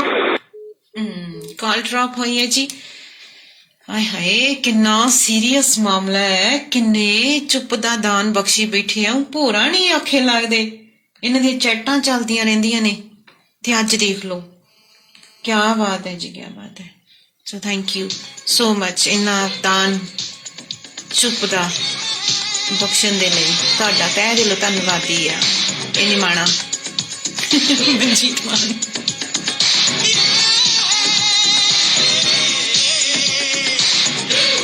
ਅੱਜ ਖੁਸ਼ੀ ਮਨਾਇਓ, ਜਸ਼ਨ ਮਨਾਇਓ, ਅੱਜ ਦਿਲ ਸਾਡਾ ਬਾਇਜ਼ਤ ਬਰੀ ਹੋਇਆ। खुशी दीवाना है ये दिल, दीवाने ने मुझको भी कर डाला दीवाना। मैंने उसके शहर को छोड़ा, की गली में दिल को तोड़ा, फिर भी सीने में धड़कता है ये दिल। हैगा ध्यान करियो। मैंने दिल से उसे निकाला, जो ना करना था कर डाला, फिर भी याद उसी को करता है ये दिल। ਚਲੋ ਜੀ, ਅੱਜ ਦਿਲ ਦੇ ਨਾਲ ਇੱਕ ਜਸ਼ਨ ਹੋਣਾ ਚਾਹੀਦਾ, ਔਰ ਜਸ਼ਨ ਬਣਦਾ ਵੀ ਹੈ ਕਿ ਅੱਜ ਬੜੇ ਸਾਰੇ ਦਿਲਾਂ ਨੂੰ ਅਸੀਂ ਬਾਇਜ਼ਤ ਬਰੀ ਕਰਨ ਲੱਗੇ ਹਾਂ। ਹਾਂਜੀ ਡਾਕਟਰ ਸਾਹਿਬ ਵਾਪਸ ਆ ਗਏ ਹੋ ਜੀ ਤੁਸੀਂ? ਹਾਂਜੀ ਹਾਂਜੀ ਲਓ ਜੀ ਠੀਕ ਹੈ। ਹਾਂਜੀ ਤਾਂ ਪਹਿਲੀ ਗੱਲ, ਵਿਦਆਊਟ ਐਕਸਪੈਕਟੇਸ਼ਨ ਕਰੀਏ ਜੋ ਵੀ ਕਰਨਾ ਜੀ। ਅਸੀਂ ਬੱਚਿਆਂ ਨੂੰ ਇਸ ਉਮੀਦ ਨਾਲ ਪਾਲੀਏ ਕਿ ਸਾਨੂੰ ਬੁੱਢੇ ਸਾਨੂੰ ਸਾਂਭਣਗੇ, ਗਲਤ ਹੈ। ਬਿਲਕੁਲ ਜੀ, ਅਸੀਂ ਉਹਨਾਂ ਨੂੰ ਪੈਦਾ ਕੀਤਾ, ਉਹਨਾਂ ਨੂੰ ਪਾਲਣਾ ਸਾਡੀ ਜ਼ਿੰਮੇਵਾਰੀ ਹੈ, ਅਸੀਂ ਪਾਲਤੇ। ਬਿਲਕੁਲ ਜੀ ਠੀਕ ਹੈ। ਮਾਂ ਬਾਪ ਤੋਂ ਅਸੀਂ ਏਦਾਂ ਦੀਆਂ ਉਮੀਦਾਂ ਕਰੀਏ, ਉਹਨਾਂ ਨੇ ਸਾਨੂੰ ਪੈਦਾ ਕੀਤਾ, ਪਾਲਤਾ, ਬਹੁਤ ਧੰਨਵਾਦ ਉਹਨਾਂ ਦਾ ਜੀ, ਹੈ ਨਾ। ਬਿਲਕੁਲ ਜੀ। ਪਤਨੀ ਤੋਂ ਉਮੀਦਾਂ ਕਰੀਏ, ਪਤੀ ਤੋਂ ਉਮੀਦਾਂ ਕਰੀਏ, ਵਿਦਆਊਟ ਜੋ ਵੀ ਕਰਨਾ ਵਿਦਆਊਟ ਐਕਸਪੈਕਟੇਸ਼ਨ ਕਰੀਏ। ਕੀ ਬਾਤ ਹੈ। ਇਹਦੇ ਬਦਲੇ 'ਚ ਮੈਨੂੰ ਕੀ ਮਿਲੇਗਾ, ਜੇ ਇਹ ਸੋਚ ਕੇ ਕਰਦੇ ਹੋ ਤਾਂ ਸਵਾਰਥੀ ਹੋ ਤੁਸੀਂ ਜੀ, ਹੈ ਨਾ। ਫਿਰ ਤਾਂ ਤੁਸੀਂ ਕੁਝ ਕੀਤਾ ਥੋੜੀ, ਫਿਰ ਤਾਂ ਸਵਾਰਥ ਹੈ ਤੁਹਾਡਾ। ਦੂਸਰੀ ਚੀਜ਼ ਜਿਹੜੀ ਹੈ ਵਿਦਆਊਟ ਐਕਸਪੈਕਟੇਸ਼ਨ, ਪਹਿਲੀ ਚੀਜ਼ ਹੋ ਗਈ। ਦੂਸਰੀ ਚੀਜ਼ ਜਿਹੜੀ ਹੈ ਕਿ ਮਨ ਨੂੰ ਜਦੋਂ ਹੀ ਤੁਹਾਡਾ ਮਨ ਡਿਸਟਰਬ ਹੁੰਦਾ, ਜਦੋਂ ਹੀ ਉਹ ਦੁਖੀ ਹੋਣ ਦੀ ਕੋਸ਼ਿਸ਼ ਕਰਦਾ, ਆਪਣੇ ਆਪ ਨੂੰ ਕਿਤੇ ਬਿਜ਼ੀ ਕਰ ਲਓ, ਰੁੱਝ ਜਾਓ ਕਿਸੇ ਕੰਮ 'ਚ ਜੀ। ਸਭ ਤੋਂ ਵਧੀਆ ਤਰੀਕਾ, ਗੋਲੀਆਂ ਖਾਣ ਨਾਲੋਂ, ਦਵਾਈਆਂ ਖਾਣ ਨਾਲੋਂ, ਡਿਪਰੈਸ਼ਨ 'ਚ ਜਾਣ ਨਾਲੋਂ ਵਧੀਆ ਤਰੀਕਾ ਇਹ ਹੈ ਕਿ ਜਦੋਂ ਤੁਹਾਡੇ ਨਾਲ ਕੋਈ ਇਹੋ ਜਿਹੀ ਘਟਨਾ ਘਟੀ ਜਿਹੜੀ ਤੁਹਾਨੂੰ ਬਾਰ-ਬਾਰ ਯਾਦ ਆ ਰਹੀ ਹੈ, ਤੁਹਾਨੂੰ ਤੰਗ ਕਰ ਰਹੀ ਹੈ, ਹਾਂਜੀ, ਤਾਂ ਉਹਨੂੰ ਛੱਡ ਕੇ ਉੱਥੇ ਹੀ ਕਿਸੇ ਹੋਰ ਕੰਮ 'ਚ ਰੁੱਝ ਜਾਓ। ਤੁਸੀਂ ਦੇਖੋਗੇ ਨਵੀਂ ਤਰ੍ਹਾਂ ਦੇ ਤੁਹਾਡੇ ਰਿਸ਼ਤੇ ਬਣ ਜਾਣਗੇ, ਨਵੀਂ ਤਰ੍ਹਾਂ ਦੇ ਮਿੱਤਰ ਦੋਸਤ ਬਣ ਜਾਣਗੇ, ਸਾਰਾ ਕੁਛ ਹੀ ਇਹਦੇ ਤੇ ਤੁਹਾਨੂੰ ਭੁੱਲ ਜਾਏਗਾ ਬਹੁਤ ਜਲਦੀ। ਹਾਂ ਸਹੀ ਹੈ। ਕੋਸ਼ਿਸ਼ ਕਰੋ ਆਪਣੇ ਮਾਲਕ ਆਪ ਬਣਨ ਦੀ। ਵਾਹ ਕੀ ਬਾਤ ਹੈ ਜੀ, ਸਹੀ ਗੱਲ। ਆਪਣੇ ਮਨ ਦੇ ਮਾਲਕ ਆਪ ਬਣੋ। ਪਰ ਅਸੀਂ ਦੂਜਿਆਂ ਨੂੰ ਆਪਣਾ ਸਾਰਾ ਬਹੀ ਕਥਨ ਦੇ ਕੇ ਰੱਖਿਆ ਹੁੰਦਾ ਵੀ ਤੂੰ ਆ ਤੇ ਬਸ ਕਰ। ਚੰਗਾ ਕੰਮ ਹੈ ਸਾਡਾ। ਰਿਮੋਟ ਤਾਂ ਕਿਸੇ ਕੋਲ ਕੋਈ ਗੁਆਂਢੀ ਸਾਨੂੰ ਗਾਲ ਕਰਦਾ, ਗੁੱਸੇ ਕਰ ਦਿੰਦਾ, ਕੋਈ ਸਾਨੂੰ ਦੁਖੀ ਕਰ ਜਾਂਦਾ, ਕੋਈ ਸਾਨੂੰ ਪਰੇਸ਼ਾਨ ਕਰ ਜਾਂਦਾ, ਕੋਈ ਸਾਡਾ ਦਿਲ ਤੋੜ ਜਾਂਦਾ। ਤੁਸੀਂ ਕੀ ਹੈ ਫਿਰ? ਤੁਸੀਂ ਆਪਣੇ ਆਪ 'ਚ ਕੀ ਹੋ ਫਿਰ? ਜੇ ਤੁਹਾਨੂੰ ਦੁਖੀ ਵੀ ਕੋਈ ਕਰ ਜਾਂਦਾ, ਇਹਦਾ ਮਤਲਬ ਤਾਂ ਤੁਹਾਡੀ ਕਮਜ਼ੋਰੀ ਅਗਲੇ ਨੂੰ ਪਤਾ ਲੱਗੀ। ਜਦੋਂ ਤੁਹਾਨੂੰ ਦੁਖੀ ਕਰਨਾ ਚਾਹੇਗਾ, ਮਾੜੀ ਜਿਹੀ ਗੱਲ ਤੁਹਾਡੇ ਜੀਭ ਕੱਢ ਕੇ ਲੰਘ ਜੂ। ਵੈਸੇ ਆਪਾਂ ਮੈਨੂੰ ਲੱਗਦਾ ਕਈ ਜਣੇ ਤਾਂ ਫਿਰ ਤੁਰਦੇ ਫਿਰਦੇ ਰੋਬੋਟ ਕਹਿ ਲਈਏ ਕਿ ਰਿਮੋਟ ਕਿਸੇ ਦੇ ਹੱਥ 'ਚ ਹੈ, ਜਿੱਧਰ ਜਿਹੜੀ ਦਸ਼ਾ ਦੇ ਵਿੱਚ ਚਲਾਉਣਗੇ, ਕਿਹੜੀ ਦੁਰਦਸ਼ਾ ਉਹਦੀ ਕਰਨਗੇ, ਉਵੇਂ ਉਹ ਮੰਨੀ ਜਾਣਗੇ। ਬਸ ਇੱਕ ਤੁਰਦੇ ਫਿਰਦੇ ਰੋਬੋਟ ਬਣ ਗਏ ਅਸੀਂ। ਗੁਆਂਢੀ ਨੇ ਨਵੀਂ ਕਾਰ ਲੈ ਲਈ ਤੇ ਅਸੀਂ ਐਵੇਂ ਦੁਖੀ ਹੋ ਜਾਂਦੇ ਆ। ਹਾਂ, ਪਰ ਇੱਥੇ ਤੁਹਾਡੀ ਇਸ ਗੱਲ ਤੇ ਨਾ ਇੱਕ ਸ਼ੇਅਰ ਵੱਜ ਗਿਆ ਜੀ, ਬੜਾ ਧਿਆਨ ਰੱਖਿਓ, ਸਾਈਡ ਤੇ ਹੋ ਜਿਓ। ਕਹਿੰਦੇ ਦਿਲ ਬਹਿਲਾने के लिए ख्याल अच्छा है गालिब, पर कार ਦਾ ਨਜ਼ਾਰਾ ਕਾਰ 'ਚ ਹੀ ਹੈ। ਇਹਨਾਂ ਨੂੰ ਤੁਸੀਂ ਦਿਲਾਂ ਦੇ ਮਰੀਜ਼ ਨਹੀਂ ਕਹਿੰਦੇ, ਇਹ ਤੰਦਰੁਸਤ ਹੈ। ਇਹ ਜਾਣ ਕੇ ਨਾ ਦਿਲ ਦਾ ਝੋਲਾ ਪਾ ਕੇ ਬੈਠੇ ਆ। ਇਹਨਾਂ ਦਾ ਝੋਲਾ ਲਾਤਾ ਆਪਾਂ। ਅੱਗੇ ਤੋਂ ਇਹਨਾਂ ਨੇ ਮੈਨੂੰ ਦਿਲ ਦੀ ਕੋਈ ਗੱਲ ਕਹੀ ਹੈ ਨਾ, ਮੈਂ ਖੜਕਾਉਣੀ ਆ। ਹਿਸਾਬ ਲਾ ਲੈ, ਡਾਕਟਰ ਸਾਹਿਬ ਮੂੰਹ ਤੇ ਬੈਠੇ ਆ, 15 ਬੰਦਿਆਂ 'ਚ ਗੱਲ ਹੋ ਗਈ ਵੀ ਹੁਣ ਜਿੱਥੇ ਰੋਣੇ ਪਿੱਟਣੇ ਪਾਏ ਨਾ, ਰੋਣੇ ਪਿੱਟਣੇ ਗੀਤ ਸੁਣੇ ਆ, ਤੇ ਮੈਂ ਫਿਰ ਦੇਖੀ ਜਾਇਓ ਫਿਰ ਕਹੇ ਜਿਹੇ ਗੀਤ ਸੁਣਾਉਂਗੀ ਤੁਹਾਨੂੰ। ਤੇ ਡਾਕਟਰ ਸਾਹਿਬ ਇਹ ਹੈਗਾ ਕਿ ਇੱਕ ਦਿਲ ਨੂੰ ਬਹਿਲਾ ਲੈਂਦੇ ਹਾਂ ਅਸੀਂ, ਪਰ ਨਜ਼ਾਰਾ ਕਹਿੰਦੇ ਘਰ 'ਚ ਹੀ ਆਉਂਦਾ। ਇਹ ਮੋਹਨ ਬਾਈ ਜੀ ਬੈਠੇ। ਦੇਖੋ ਗੱਲ ਇਹ ਆ, ਮੈਨੂੰ ਵੀ ਪੁਰਾਣੇ ਹਿੰਦੀ ਗਾਣੇ ਸੁਣਨ ਦਾ ਬੜਾ ਸ਼ੌਕ ਹੈ। ਹਾਂਜੀ। ਪਰ ਉਹ ਸੁਣ ਕੇ ਤੁਸੀਂ ਦੁਖੀ ਨਾ ਹੋਵੋ, ਮਿਊਜ਼ਿਕ ਦਾ ਆਨੰਦ ਲਓ, ਉਹਨੂੰ ਲੈ ਕੇ ਆਨੰਦ ਲਓ ਨਾ ਜੀ। ਸੈਡ ਸੌਂਗ ਸੁਣ ਕੇ ਆਪਣੇ ਆਪ ਨੂੰ ਉੱਥੇ ਫਿੱਟ ਕਰ ਲੈਣਾ, ਹਾਂਜੀ, ਇਹ ਥੋੜਾ ਸਹੀ ਗੱਲ ਹੈ। ਮਤਲਬ ਤੁਹਾਡਾ ਜੋ ਮਿਊਜ਼ਿਕ ਦੇ ਵਿੱਚ ਤੁਹਾਨੂੰ ਅਗਰ ਚੰਗੇ ਗਾਣੇ ਪੁਰਾਣੇ ਲੱਗਦੇ ਉਹ ਸੁਣੋ, ਨਵੇਂ ਚੰਗੇ ਲੱਗਦੇ ਉਹ ਸੁਣ ਲਓ। ਸਵਾਲ ਤਾਂ ਇਹ ਹੈ ਕਿ ਉਹਦੇ ਚ ਕੋਈ ਖੁਸ਼ੀ ਲੱਭੋ। ਇੱਕ ਚੀਜ਼ ਤੁਹਾਨੂੰ ਇੱਥੇ ਹੋਰ ਚੀਜ਼ ਨਵੀਂ ਐਡ ਕਰਨ ਲੱਗੀ ਹਾਂ ਜੀ, ਸਾਰਿਆਂ ਵਾਸਤੇ ਹੀ ਹੈ ਇਹ। ਅਸੀਂ ਡਾਕਟਰ ਸਾਹਿਬ 4 ਜਣੇ, ਅਸੀਂ ਆਪਣੇ ਮੇਰੇ ਕੋਲੀਗਸ, ਅਸੀਂ 3 ਹੈਗੀਆਂ ਨਾ, ਚੌਥੀ ਮੈਂ ਹੋ ਗਈ। ਅਸੀਂ ਬੋਰੀਅਤ ਵਾਲੇ ਜਦੋਂ ਹੋ ਜਾਂਦੇ ਸੀ ਨਾ ਕੰਮ ਕਰਦੇ ਕਰਦੇ, ਕਈ ਵਾਰੀ ਇਹ ਹੋ ਜਾਂਦਾ ਸੀ ਵੀ ਅੱਜ ਹੁਣ ਕੰਮ ਨਹੀਂ ਹੈਗਾ, ਪਰ ਫਿਰ ਵੀ ਆਪਣੇ ਆਪ ਨੂੰ ਜਕੜਨ ਜੀ 'ਚ ਹੁੰਦੇ ਸੀ ਤੇ ਆਪਾਂ ਉੱਥੇ ਅੰਤਾਕਸ਼ਰੀ ਖੇਲਣ ਲੱਗ ਜਾਂਦੇ ਸੀ। ਤਾਂ ਅੰਤਾਕਸ਼ਰੀ ਦੇ ਵਿੱਚ ਕੀ ਹੁੰਦਾ ਆ ਕਿ ਸਾਰੀਆਂ ਕੁੜੀਆਂ ਤਕਰੀਬਨ, ਮੈਂ ਇਹਦੇ ਵਿੱਚ ਉਹ ਨਹੀਂ ਕਹਿੰਦੀ ਕਿ ਮੈਂ ਅੱਗੇ ਆ, ਬਟ ਮੈਂ ਨਾ ਪੁਰਾਣੇ ਗੀਤ ਬੜੇ ਸੁਣਦੀ ਆ ਤੇ ਮੈਨੂੰ ਸਾਰੇ ਫਿਰ ਬੁਢਾਪੇ ਦਾ ਏਦਾਂ ਕੁਐਸਚਨ ਚਿੰਨ੍ਹ ਲਾਉਂਦੇ ਹੈਗੇ। ਪਰ ਜਦੋਂ ਹੁਣ ਅੰਤਾਕਸ਼ਰੀ ਖੇਲਦੀਆਂ ਨੇ ਨਾ, ਉੱਥੇ ਕਹਿਣਗੇ ਮੈਡਮ ਤੁਹਾਨੂੰ ਇੰਨੇ ਗੀਤ ਯਾਦ ਹੈ। ਤੇ ਸੇਮ ਪ੍ਰੋਸੈਸ ਜਿਹੜਾ ਉਹ ਮੇਰੇ ਨਾਲ ਹੋਇਆ ਪਿਆ ਜੀ, ਕਿ ਮੇਰਾ ਬੇਟਾ ਮੇਰੇ ਮਗਰ ਲੱਗ ਕੇ ਜਿਹੜਾ ਹਿੰਦੀ ਪੁਰਾਣੇ ਗੀਤ ਸੁਣ ਲੈਂਦਾ ਕਦੇ ਕਦੇ, ਜਦੋਂ ਅਸੀਂ ਵਿਹਲੇ ਹੁੰਨੇ ਦੋਨੇ ਜਣੇ, ਫਿਰ ਅਸੀਂ ਉੱਚੀ ਆਵਾਜ਼ ਦੇ ਵਿੱਚ ਗੀਤ ਲਾਉਨੇ ਆ। ਹੁਣ ਜਦੋਂ ਮੈਂ ਉਹਦੇ ਨਾਲ ਅੰਤਾਕਸ਼ਰੀ ਖੇਲਦੀ ਆ, ਤੁਸੀਂ ਮੰਨ ਕੇ ਚੱਲਿਓ ਵੀ ਜਿਹੜੇ ਆ ਨਵੇਂ ਸ਼ਲਾਰੂ ਜਿਹੇ ਗੀਤ ਆਉਂਦੇ ਇਹਨਾਂ ਤੋਂ ਛੱਡ ਕੇ ਉਹ ਹਿੰਦੀ ਪੁਰਾਣੇ ਜਾਂ ਪੰਜਾਬੀ ਪੁਰਾਣੇ ਗੀਤਾਂ ਨੂੰ ਬੜਾ ਯਾਦ ਕਰਦਾ ਹੈਗਾ। ਅੰਤਾਕਸ਼ਰੀ 'ਚ ਮੇਰੇ ਬਰਾਬਰ ਕੰਪੀਟੀਸ਼ਨ ਚੱਲਦਾ। ਮੀਨਸ ਤੁਸੀਂ ਰੋਣੇ ਪਿੱਟਣੇ ਗੀਤ ਨਾ ਸੁਣੋ, ਮਿਊਜ਼ਿਕ ਦੇਖੋ ਨਾ, ਤਾਂ ਕਿੰਨਾ ਸ਼ਾਨਦਾਰ ਹੁੰਦਾ ਸੀ। ਸੋ ਇੱਥੇ ਜਾ ਕੇ ਆਪਾਂ, ਮੈਨੂੰ ਲੱਗਦਾ ਥੋੜਾ ਜਿਹਾ ਰਿਲੈਕਸ ਹੋ ਜਾਵਾਂਗੇ ਕਿ ਹਾਂਜੀ ਹੁਣ ਅੱਜ ਤੋਂ ਬਾਅਦ ਜਿਹੜੇ ਗੀਤ ਸੁਣਨੇ ਉਹ ਇਦਾਂ ਹੀ ਸੁਣਨੇ। ਤੇ ਅਗਲਾ ਬਹੁਤ ਸੋਹਣਾ ਫਾਰਮੂਲਾ ਹੈ ਜਿਹੜਾ ਮੈਂ ਦੇਖਿਆ ਪ੍ਰੈਕਟੀਕਲੀ ਜ਼ਿੰਦਗੀ 'ਚ ਲਾਗੂ ਕਰਕੇ ਦੇਖਿਆ। ਜਦੋਂ ਤੁਸੀਂ ਵਿਦਆਊਟ ਐਕਸਪੈਕਟੇਸ਼ਨ ਕਿਸੇ ਲਈ ਕੁਝ ਕਰਦੇ ਹੋ ਨਾ, ਹਾਂਜੀ, ਮਤਲਬ ਮੇਰਾ ਮੰਨਣਾ ਇਹ ਵੀ ਜਦੋਂ ਤੁਹਾਡਾ ਦਿਲ ਟੁੱਟਦਾ ਹੈ, ਜਦੋਂ ਤੁਹਾਡਾ ਮਨ ਨਿਰਾਸ਼ ਹੁੰਦਾ ਹੈ, ਜਦੋਂ ਤੁਸੀਂ ਡਾਊਨਫਾਲ 'ਚ ਹੋ, ਉਦੋਂ ਤੁਸੀਂ ਨਾ ਸਮਾਜ ਦੇ ਹਵਾਲੇ ਕਰਦੇ ਹੋ ਆਪਣੇ ਆਪ ਨੂੰ ਜੀ। ਮਤਲਬ ਤੁਸੀਂ ਦੂਜਿਆਂ ਲਈ ਕੁਝ ਕਰਨਾ ਸ਼ੁਰੂ ਕਰ ਦਿਓ। ਹਾਂਜੀ, ਤੁਸੀਂ ਕਿਸੇ ਬੱਚੇ ਨੂੰ ਫੜ ਕੇ 2 ਘੰਟਾ ਪੜ੍ਹਾ ਦਿਓ, ਤੁਸੀਂ ਕਿਸੇ ਮਤਲਬ ਮਦਦ ਕਰ ਦਿਓ ਕਿਸੇ ਦੀ। ਜਦੋਂ ਤੁਸੀਂ ਦੂਜਿਆਂ ਦੀ ਮਦਦ ਕਰਨ ਲੱਗ ਪੈਂਦੇ ਹੋ ਨਾ ਵਿਦਆਊਟ ਐਕਸਪੈਕਟੇਸ਼ਨ, ਹਾਂਜੀ, ਤਾਂ ਤੁਹਾਡਾ ਮਨ ਬਹੁਤ ਪ੍ਰਫੁੱਲਤ ਹੁੰਦਾ ਹੈ, ਖੁਸ਼ੀ ਮਿਲਦੀ ਹੈ। ਤੁਸੀਂ ਦੂਜਿਆਂ ਦੀ ਥੋੜੀ ਜਿਹੀ ਹੈਲਪ ਕਰੋ, ਖੁਸ਼ੀ ਮਿਲਦੀ ਹੈ। ਹਾਂਜੀ ਹਾਂਜੀ, ਮਤਲਬ ਤੁਸੀਂ ਦੇਖੋ ਸਾਡੇ ਜੀਵਨ ਦਾ ਇਹ ਮਕਸਦ ਹੋਣਾ ਚਾਹੀਦਾ ਹੈ ਕਿ ਕਿੰਨੇ ਲੋਕਾਂ ਦੇ ਚਿਹਰਿਆਂ ਤੇ ਅਸੀਂ ਸਮਾਈਲ ਲੈ ਕੇ ਆ ਪਾਏ ਆ। ਇੱਕ ਛੋਟੀ ਜਿਹੀ ਗੱਲ ਮੈਂ ਕੱਲ ਦੀ ਲੇਟੈਸਟ ਦੱਸਦੀ ਹਾਂ। ਮੈਂ ਨਾ ਸਟੇਟਸ ਵੀ ਆਪਣੇ ਤਕਰੀਬਨ ਫੇਸਬੁੱਕ ਤੇ, ਇੰਸਟਾ ਤੇ, ਮੈਂ ਆਪਣੇ WhatsApp ਤੇ ਪਾਇਆ, ਤੇ ਨਾ ਮੇਰੇ ਨਾਲ ਕਿੰਨੇ ਜਣੇ ਖੁਸ਼ ਹੋਏ, ਮੈਨੂੰ ਇਹ ਦੇਖ ਕੇ ਬੜੀ ਖੁਸ਼ੀ ਹੋਈ। ਕੱਲ ਡਾਕਟਰ ਸਾਹਿਬ ਇਹ ਹੋਇਆ ਕਿ ਕੱਲ ਨਾ ਮੈਂ ਵੈਸੇ ਰਹਿੰਦੀ ਸਾਰਾ ਦਿਨ ਫਨੀ ਮੂਡ 'ਚ, ਮੈਂ ਕਦੇ ਕਿਸੇ ਨੂੰ ਕੋਈ ਸ਼ੁਰਲੀ ਛੱਡਤੀ, ਕਦੇ ਕਿਸੇ ਨੂੰ ਕੁਝ ਛੇੜਤਾ ਵੀ ਨਾ, ਮੈਂ ਹਸਾਉਂਦੀ ਰਹਿੰਦੀ ਹਾਂ, ਮੈਂ ਆਪਣੀ ਇੱਕ ਡਿਊਟੀ ਮੰਨ ਕੇ ਚੱਲਦੀ ਹਾਂ ਇਸ ਚੀਜ਼ ਨੂੰ।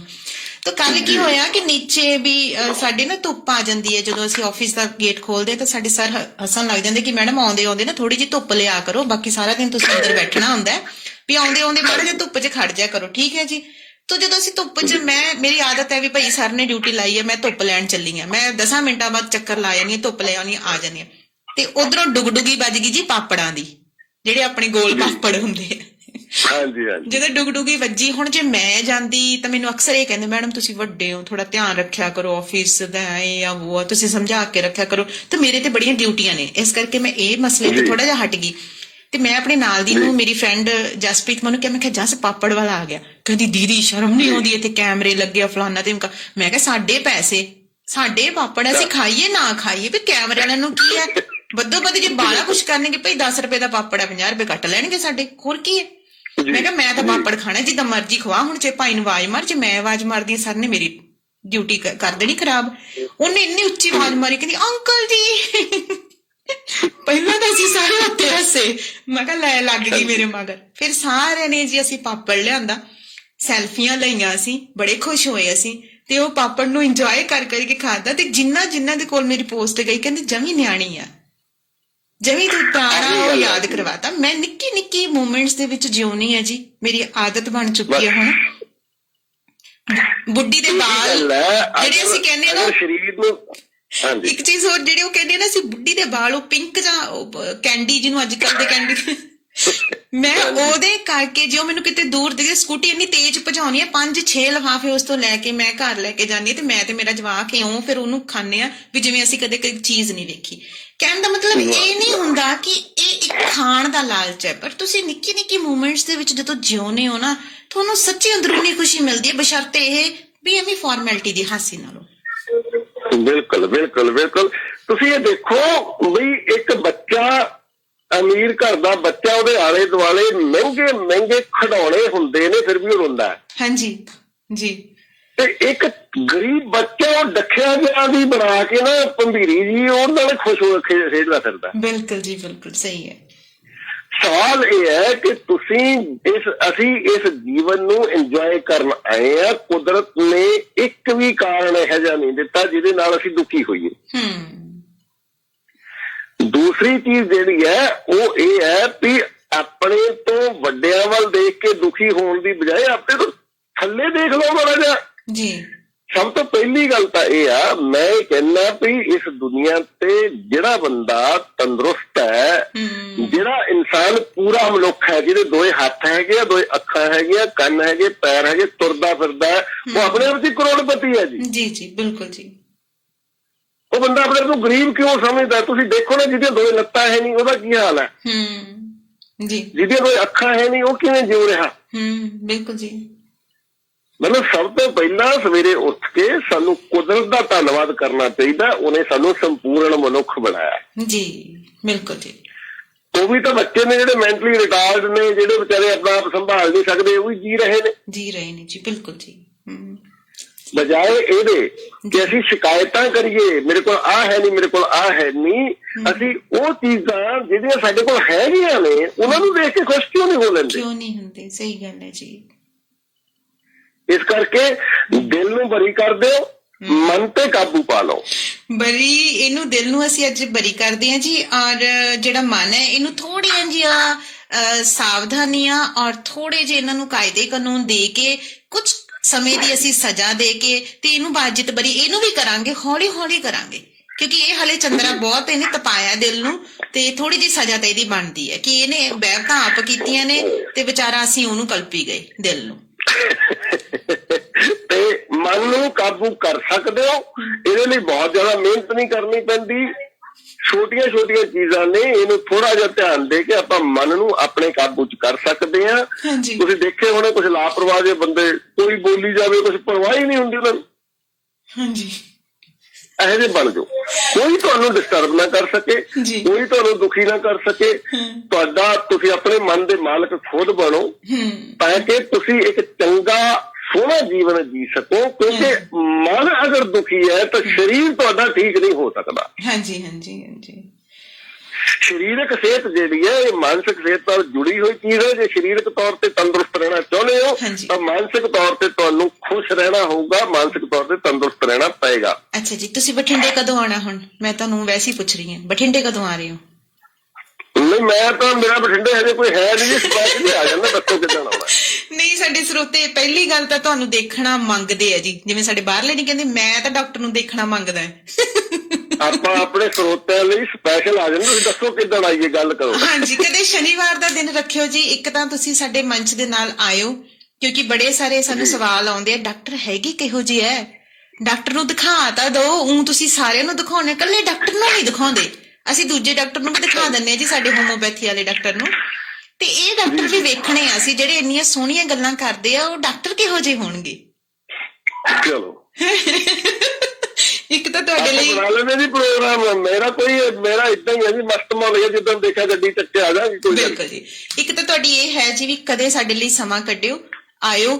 ਤੁਸੀਂ ਸ਼ਨੀਵਾਰ ਆਪਣਾ ਸੈਗਮੈਂਟ ਹੁੰਦਾ, ਤੁਸੀਂ ਪਹੁੰਚਿਓ ਸਾਡੇ ਨਾਲ, ਤਾਂ ਕਿ ਤੁਸੀਂ 8 ਵਜੇ ਤੋਂ ਪਹਿਲਾਂ ਬਠਿੰਡਾ ਆ ਜਾਓ, ਤਾਂ ਕਿ ਆਪਾਂ 8 ਤੋਂ ਜਿਹੜਾ ਆਪਣਾ ਸੈਗਮੈਂਟ ਕਰੀਏ।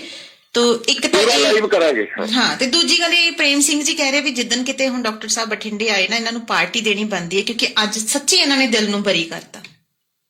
ਵਾਹ ਜੀ ਵਾਹ, ਪਾਰਟੀ ਕਰੋ। ਮੈਨੂੰ ਤਾਂ ਲੱਗਦਾ ਵੀ ਤੁਸੀਂ ਇਹਨਾਂ ਨੂੰ ਕਹੋ ਵੀ ਜਿੰਨੇ ਸਰੋਤੇ ਉਸ ਏਰੀਏ ਦੇ ਹੈਗੇ ਬਠਿੰਡੇ ਵਾਲੇ, ਆਪਾਂ ਇੱਕ ਗੈਟ ਟੂਗੇਦਰ ਕਰ ਲੈਂਦੇ ਆ ਜੀ, ਰੱਖ ਲਓ ਇੱਕ ਛੋਟੀ ਜਿਹੀ ਗੈਦਰਿੰਗ, ਮਤਲਬ 5-7 ਬੰਦੇ ਵੀ ਹੋ ਸਕਦੇ ਆ ਤੁਹਾਡੇ ਆਲੇ ਦੁਆਲੇ ਦੇ ਨੇੜੇ ਦੇ, ਜਿਹੜੇ ਬੰਦੇ ਬਠਿੰਡੇ ਨੇੜੇ ਤੇੜੇ ਦੇ ਆ ਉਹ ਆ ਜਾਣ, ਮੈਂ ਵੀ ਆ ਜਾਂਦਾ, ਆਪਾਂ ਬੈਠ ਕੇ ਉਹ ਉਸੇ ਸ਼ਨੀਵਾਰ ਆਪਾਂ ਲਾਈਵ ਗੱਲਬਾਤ ਕਰ ਲਾਂਗੇ, ਉਸੇ ਸ਼ਨੀਵਾਰ ਆਪਾਂ ਪਾਰਟੀ ਕਰ ਲਾਂਗੇ, ਗੱਲ ਕਿਹੜੀ ਆ।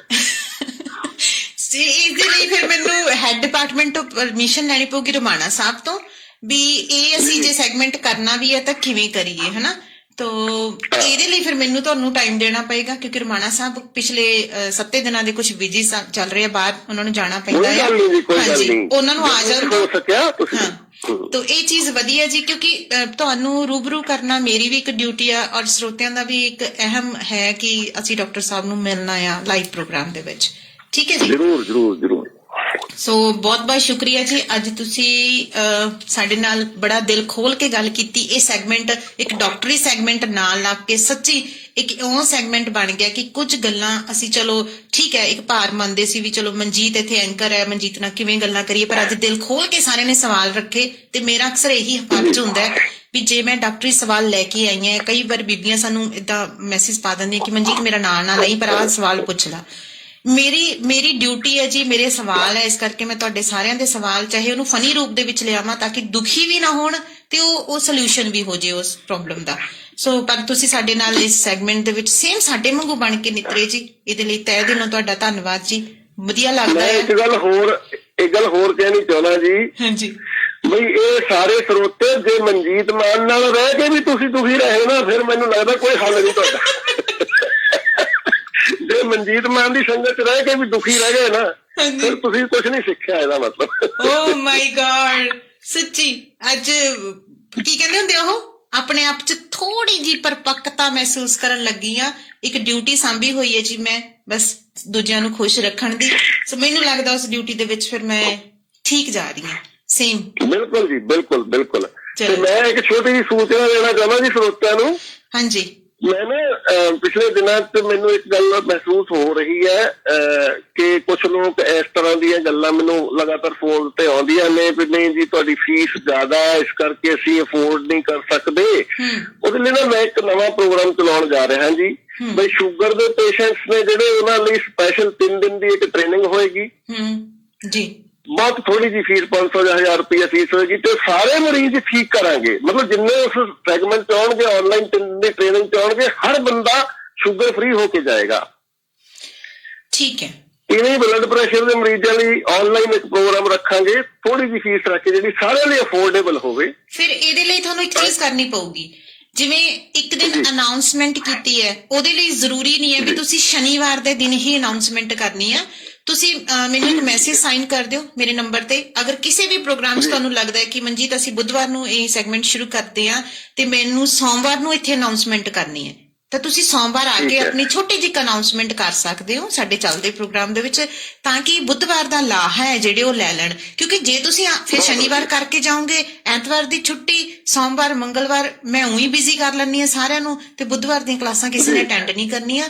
ਇਸ ਕਰਕੇ ਤੁਸੀਂ ਇੱਕ ਦਿਨ ਪਹਿਲਾਂ ਉਹ ਅਨਾਉਂਸਮੈਂਟ ਅਗਰ ਕਰਨ ਆ ਸਕਦੇ ਹੋਵੋਗੇ ਤਾਂ ਮੋਸਟ ਵੈਲਕਮ ਹੈ, ਆ ਜਿਓ। ਕਿਉਂਕਿ ਠੀਕ ਹੈ ਜੀ, ਠੀਕ ਹੈ, ਜ਼ਰੂਰ ਜ਼ਰੂਰ ਜ਼ਰੂਰ, ਬਹੁਤ ਚੰਗੀ ਗੱਲ ਹੈ। ਤੁਸੀਂ ਅਗਰ ਇਸ ਮਾਮਲੇ 'ਚ ਇਹ ਤਾਂ ਹੈਲਪਫੁਲ ਹੋਏਗਾ ਮੇਰੇ ਲਈ ਵੀ, ਹਾਂਜੀ, ਤੇ ਸਰੋਤਿਆਂ ਲਈ ਵੀ ਹੈਲਪਫੁਲ ਹੋਏਗਾ। ਤੇ ਮੈਂ ਨਾ ਇਹਨੂੰ ਸਿੰਪਲੀਫਾਈ ਹੋਰ ਥੋੜਾ ਜਿਹਾ ਕਰਨਾ ਚਾਹੁੰਦਾ, ਤਾਂ ਕਿ ਕੋਈ ਬੰਦਾ, ਇਹੋ ਜਿਹੇ ਲੋਕ ਆਉਂਦੇ ਜਿਹੜੇ ਕਹਿੰਦੇ ਮੈਨੂੰ ਤਾਂ ਜੀ ਸ਼ੂਗਰ ਆ, ਮੈਂ ਸਾਰੀਆਂ ਬਿਮਾਰੀਆਂ ਬਾਰੇ ਸਿੱਖ ਕੇ ਕੀ ਕਰਨਾ, ਮੇਰੀ ਸ਼ੂਗਰ ਠੀਕ ਕਰੋ ਪਹਿਲਾਂ। ਜੀ ਜੀ, ਬਿਲਕੁਲ। ਤੇ ਉਹ ਫਿਰ ਉਹਨੂੰ ਇਹ ਲੱਗਦਾ ਵੀ 5000 ਰੁਪਇਆ ਮੈਂ ਇਕੱਲੀ ਸ਼ੂਗਰ ਲਈ ਦੇਣਾ ਮੈਨੂੰ ਔਖਾ ਲੱਗਦਾ, ਜ਼ਿਆਦਾ ਲੱਗਦਾ। ਹਾਲਾਂਕਿ ਹੈ ਤਾਂ ਜ਼ਿਆਦਾ ਹੁੰਦਾ ਹੀ ਨਹੀਂ ਇਹ। ਫਿਰ ਵੀ ਮੈਂ ਚਾਹੁੰਦਾ ਵੀ ਇਹ ਸਾਡਾ ਜਿਹੜਾ ਟ੍ਰੀਟਮੈਂਟ ਹੈ ਇਹ ਜ਼ਿਆਦਾ ਲੋਕਾਂ ਤੱਕ ਪਹੁੰਚ ਸਕੇ। ਜ਼ਿਆਦਾ ਉਹ ਲੋਕ ਜਿਹੜੇ ਜ਼ਿਆਦਾ ਪੈਸਾ ਵੀ ਨਹੀਂ ਖਰਚ ਸਕਦੇ ਜਾਂ ਇੰਨਾ ਵੀ ਨਹੀਂ 5000 ਵੀ ਨਹੀਂ ਖਰਚ ਸਕਦੇ, ਉਹ ਵੀ 1500 ਰੁਪਇਆ ਖਰਚ ਕੇ ਆਪਣੀ ਬਿਮਾਰੀ ਤੋਂ ਛੁਟਕਾਰਾ ਪਾ ਲੈਣ। ਜੀ, ਠੀਕ ਹੈ। ਉਹਦੇ ਲਈ ਵੱਖ-ਵੱਖ ਰੱਖਾਂਗੇ, ਸ਼ੂਗਰ ਵਾਲਿਆਂ ਲਈ ਵੱਖਰਾ ਹੋਏਗਾ, 3 ਦਿਨ ਦਾ ਟ੍ਰੇਨਿੰਗ ਆਨਲਾਈਨ 1 ਘੰਟਾ 3 ਦਿਨ ਚੱਲੂਗਾ। ਉਹ ਬਲੱਡ ਪ੍ਰੈਸ਼ਰ ਲਈ ਵੱਖਰਾ ਹੋਊਗਾ, ਕਿਡਨੀ ਵਾਲਿਆਂ ਲਈ ਵੱਖਰਾ ਹੋਊਗਾ, ਅਲੱਗ-ਅਲੱਗ ਕਰਾਂਗੇ। ਇਹਦਾ ਮੈਂ ਪਲਾਨ ਕਰ ਰਿਹਾ ਜੀ। ਜ਼ਰੂਰ ਪਲਾਨਿੰਗ ਕਰੋ ਤੇ ਫਿਰ ਆਪਣੇ ਮਨ 'ਚ ਨਾਲ ਆ ਕੇ ਇੱਕ ਅਨਾਉਂਸਮੈਂਟ ਦੇ ਰੂਪ ਦੇ ਵਿੱਚ ਕਰਕੇ ਜਾਓ, ਤਾਂ ਕਿ ਜੁੜਨ ਤੁਹਾਡੇ ਨਾਲ ਔਰ ਕਈ ਜਣੇ ਜਿਹੜੇ ਦੁਖੀ ਵੀ ਇਹਨਾਂ ਛੋਟੀਆਂ-ਛੋਟੀਆਂ ਬਿਮਾਰੀਆਂ ਤੋਂ ਰਾਹਤ ਪਾ ਲੈਣ। ਤਾਂ ਡਾਕਟਰ ਸਾਹਿਬ ਸਮਾਂ ਸਮਾਪਤੀ ਵੱਲ ਜਾ ਰਿਹਾ ਜੀ, 9:29 ਦੇ ਵਿੱਚ ਆ ਗਏ ਹਾਂ ਜੀ ਆਪਾਂ। ਠੀਕ ਹੈ ਜੀ, ਮੇਰੇ ਵੱਲੋਂ ਸਤਿ ਸ੍ਰੀ ਅਕਾਲ ਸਾਰਿਆਂ ਨੂੰ।